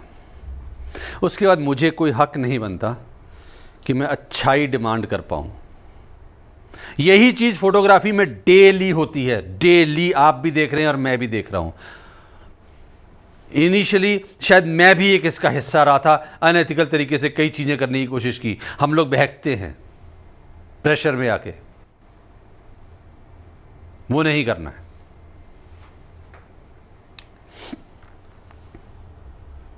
रिस्पॉन्सिबल, रिस्पॉन्सिबिलिटी पता क्या है? आप एरोप्लेन में जा रहे हैं, और एरोप्लेन का पायलट अनाउंस करता है हमें फोर्स लैंडिंग करनी पड़ सकती है बिकॉज उसमें खराबी आ गई है, क्रैश होने का भी डर है। सबसे लास्ट में कौन सा आदमी उस प्लेन से सेफ्टी के लिए बाहर निकलेगा? वो खुद पायलट होगा। वो सबसे पहले आप हम सबको सेफ्टी की तरफ ले जाने की कोशिश करेगा, बिकॉज वो पायलट है उस एरोप्लेन का। वो रिस्पॉन्सिबिलिटी फील करता है अपने पैसेंजर्स की तरफ। आप अपने शिप के कैप्टन हैं। आपकी शिप, फोटोग्राफी वाली जो शिप है, उसके आप कैप्टन हैं। आपको रिस्पॉन्सिबल होना पड़ेगा। ये मैंने लिखा था कोट, मैंने बोला था कोट एक जगह पे, और मैं इसको हर बार रिपीट करता हूं। चैलेंज इसमें नहीं है कि आप स्किल्ड फोटोग्राफर बने, वो तो बन जाएंगे। अगर आप जितना हमने मॉड्यूल्स में सिखाया है, आप इसका 50% भी इंप्लीमेंट कर लेंगे ना, वैसे तो 100% करना है, पर आप 50% भी कर लेंगे तब भी आपकी इंप्रूवमेंट आ जाएगी। चैलेंज पता किस में है? रिस्पॉन्सिबल फोटोग्राफर बनने में है। वो क्या है मैं आपको बताता हूं। हम लोग जाते हैं लैंडस्केप फोटोग्राफी करने, वहां पे बैरिकेड लगा दिया गवर्नमेंट ने, इससे आगे मत जाइए, खतरा है। वहां पे जो पेड़ पौधे छोटे छोटे से हैं, आप उनको कुचल देंगे। और हम क्या करते हैं, जैसे ही देखते हैं इग्नोर करते हैं, उधर रस्सी के उधर पैर रखा और घुस के खड़े होके वहीं पे ट्राइपॉड लगा के शूट कर दिया। हम रिस्पॉन्सिबल हैं? नहीं। हमें कोई सीन दिखा, वो पब्लिक प्लेस है, ठीक है, मैंने पहले देखा, मैंने वो खरीद तो नहीं ली जगह जहां पे मैं खड़ा हूं। अब 1 घंटा जब तक मैंने शूट करना, मैं वहां से हिलूंगा ही नहीं। लोग बोलते आ रहे हैं सर प्लीज दे दो, ना ना, मैं तो पहले आया था। आप रिस्पॉन्सिबल हैं, आप गलत काम नहीं करेंगे। रिस्पॉन्सिबिलिटी, एथिक्स, ये सब साथ जुड़ के चल रहे होते हैं।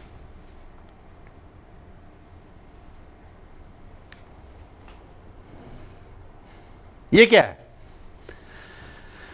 ये कहते हैं कि 35 साल की जो एज होती है, इसमें आदमी सबसे ज़्यादा मैच्योर होता है, मेंटली, इमोशनली स्टेबल होता है, राइट डिसीजन लेता है। इससे पहले बचपना होता है, इसके बाद सनकना शुरू हो जाता है। वो कहते हैं सठिया गया। आपकी कितनी भी एज हो जाए, हमेशा 35, 18 नहीं बोल रहे हैं, 18 नहीं, 35 का जो आप जब भी फोटोग्राफी करें, एक सुलझे हुए दिमाग से सोचेंगे हर चीज। समझ रहे मैं क्या कह रहा हूं? बस ऑलवेज स्टे एट 35, हमेशा 35 के बने रहो। देखो फिर क्या मजा आता है फोटोग्राफी का। आप मेरे चेहरे से मेरी उम्र का अंदाजा नहीं लगा सकते। मैं ऐड नहीं बोल रहा हूं, मैं सच्चाई बोल रहा हूं। मैं अभी 35 का ही हूं अभी, और पिछले 20-30 सालों से 35 का ही टिका हुआ। अगले 20-30 साल तक भी इतना ही टिका रहूंगा, टेंशन मत लेना। स्टैंड आउट, घर से बाहर जाके खड़े हो गए, वो नहीं, ये आउटस्टैंडिंग भी नहीं है, ये stand out, stand out from the crowd. आप जब फोटो खींचो, आपकी फोटो उस भीड़ से, उस बल्क से, उस पाइल से, वो जो एक उसको क्या कहते हैं, जैसे ढेर जो बन जाता है पिक्चर्स का, लाखों करोड़ों पिक्चर्स डली हुई हैं। जब आपकी पिक्चर आए, फोटो खींचो आप, वो दिखना चाहिए कि आप अलग खींच रहे हो, अलग सोच रहे हो। इसके लिए क्या करना पड़ेगा? समझो मैं ताजमहल जा रहा हूं, ताजमहल में जाता हूं ताजमहल की फोटो करने। आज मैं पूरा गूगल छान मारूंगा, इसलिए नहीं कि मैं देखूं मैं कैसे फोटो खींच सकता हूं, इसलिए कि मैं देखूं कि मैंने ऐसी फोटो तो नहीं खींचनी। अब एक भी फोटो मैं ऐसी नहीं खींचूंगा। हो सकता है आप उस दिन वापस आ जाओ, समझ ही ना आए कुछ, कोई प्रॉब्लम नहीं है। पर अगर वापस आ गए खाली हाथ, तो अगले दिन जाने की ललक और बढ़ जाएगी। क्योंकि आप अपने आप को चैलेंज दे रहे होगे कि मुझे कुछ नया खींचना है, नए तरीके से खींचना है, कुछ ऐसी चीज़ खींचनी है जो कि दुनिया ने नहीं देखी। उससे आप क्राउड में स्टैंड आउट करते हो, और कोई तरीका ही नहीं। आज जिस समय मैं फोटोग्राफी में घुसा था, उस समय लाखों, करोड़ों, अरबों, खरबों फोटोग्राफर्स थे। उनमें से आज मैं भी तो आगे आया हूं, तो आप भी आ सकते हो। फोकस, अपना फोकस लूज मत करना। बहुत अड़चनें आएंगी, बहुत कुछ होगा। आप मुझे ये बताइए, अगर आप किसी सब्जेक्ट में, आप बचपन का थोड़ा सा ध्यान दो, आप में से कुछ कॉलेज स्कूल में ही पढ़ते होंगे, या आपके बच्चे होंगे जो कि स्कूल कॉलेज में पढ़ते होंगे, चलो बच्चों का एग्जांपल ले लेते हैं। जिस समय वो किसी सब्जेक्ट में वीक हो जाता है, तो आप उसको क्या बोलते हो? बेटा इसी सब्जेक्ट पे फोकस करना है। अगर मेरे को अड़चनें आ रही हैं फोटोग्राफी में और मैं अटक रहा हूं कहीं पे, तो मेरे को और फोकस करना है उस पर, क्योंकि वहीं से मैं आगे जा पाऊंगा।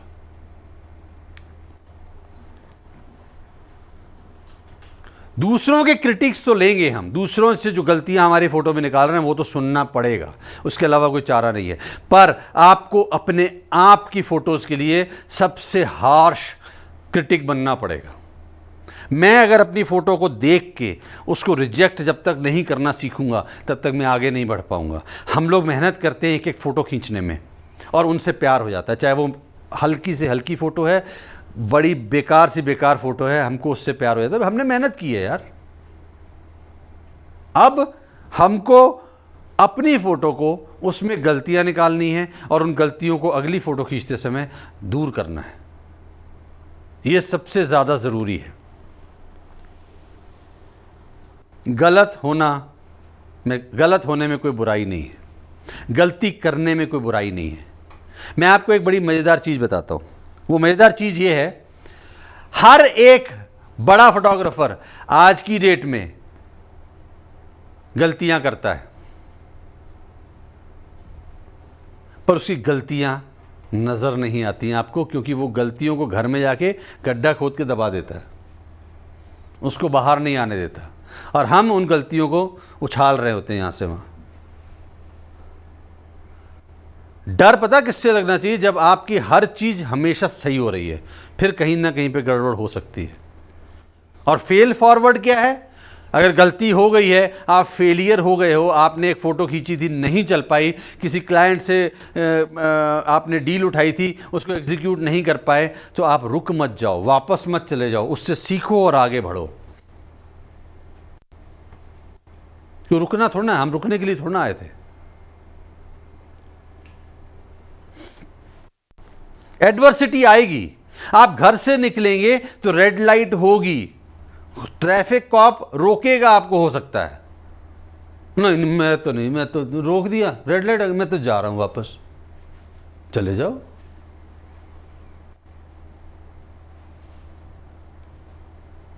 एडवर्सिटी आ रही है यार लाइफ में। किसकी ऐसी लाइफ है कि जैसे ही वो पैदा हुआ था तो ऊपर से परियां उतरी थी ऐसे आके और बिछा दिए थे कारपेट्स, आओ ये तो आ गया, अब तो इसकी लाइफ हमेशा जब भी ये पाँव घर से बाहर निकालेगा तो रोज़ के गुलाब के पेटल्स बिछ जाएंगे और उस पर चलना शुरू कर देगा। नहीं हुआ था ना? तो फोटोग्राफी भी क्यों एक्सपेक्ट कर रहे हो भाई? एडवर्सिटी को हैंडल करना पड़ेगा, जैसे हम लाइफ में करते आए हैं, फोटोग्राफी में भी करना पड़ेगा। हमेशा भूख लगी रहनी चाहिए, वड़ा पाव की नहीं, एक अच्छी फोटो की, एक अच्छी फोटो की चाह की।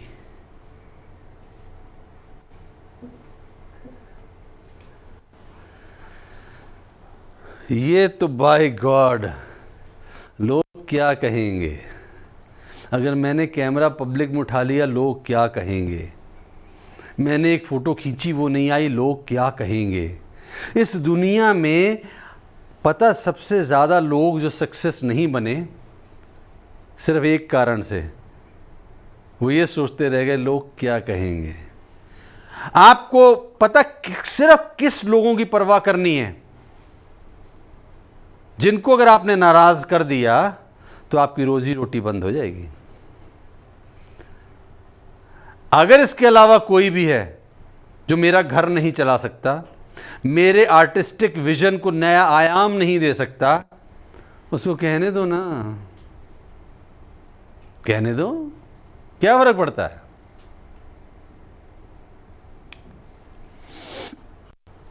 हमेशा एक स्टूडेंट बने रहो, सीखना कभी बंद नहीं होगा।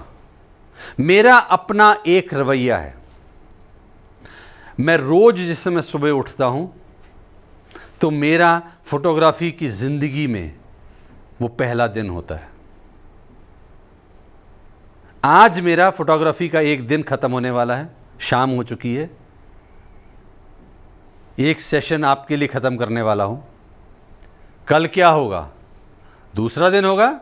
नहीं, कल फिर से पहला दिन होगा, क्योंकि तभी मैं स्टूडेंट रह पाऊंगा, तभी मेरे दिमाग में ये रहेगा कि मेरे को किसी से सीखने को मिल सकता है। मैं रोज किसी ना किसी से सीख रहा होता हूं। आप लोगों से शायद सीख जाऊं, हो सकता है आप में से कोई फोटो मेरे साथ शेयर करे और मुझे लगे यार ये तो मैंने देखी नहीं थी, मेरे दिमाग में नहीं कभी था। हमेशा स्टूडेंट बने रहिए।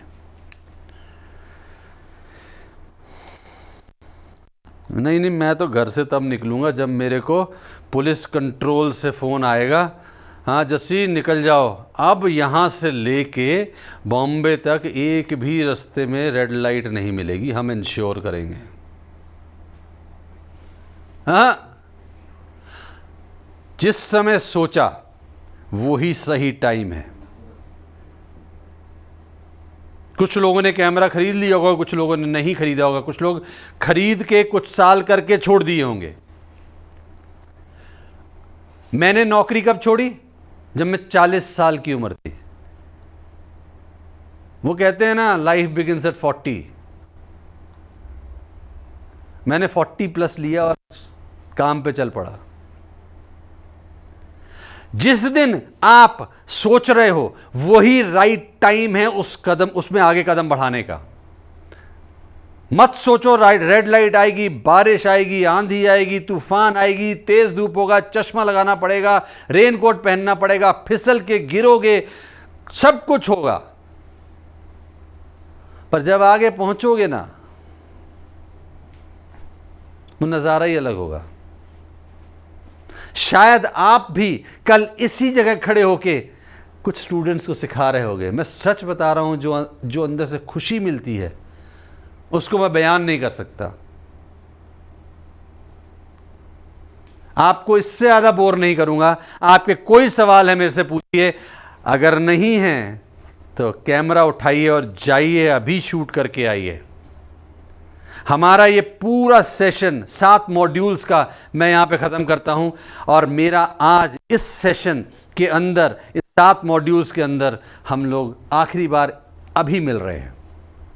आप मेरे को देखते रहोगे, पर मैं इसके बाद आपके लिए कुछ नया कंटेंट क्रिएट करने की कोशिश करूंगा। जब तक हम अगली बार मिलेंगे तब तक मैं चाहता हूं कि आपकी फोटोग्राफी इंप्रूव हो जाए। आप में से कुछ लोगों के क्वेश्चंस आने चाहिए, मैं उनके जवाब देने की कोशिश करूंगा। लगे रहिए, क्योंकि इसी में तो जिंदगी है। मिलते हैं जल्दी।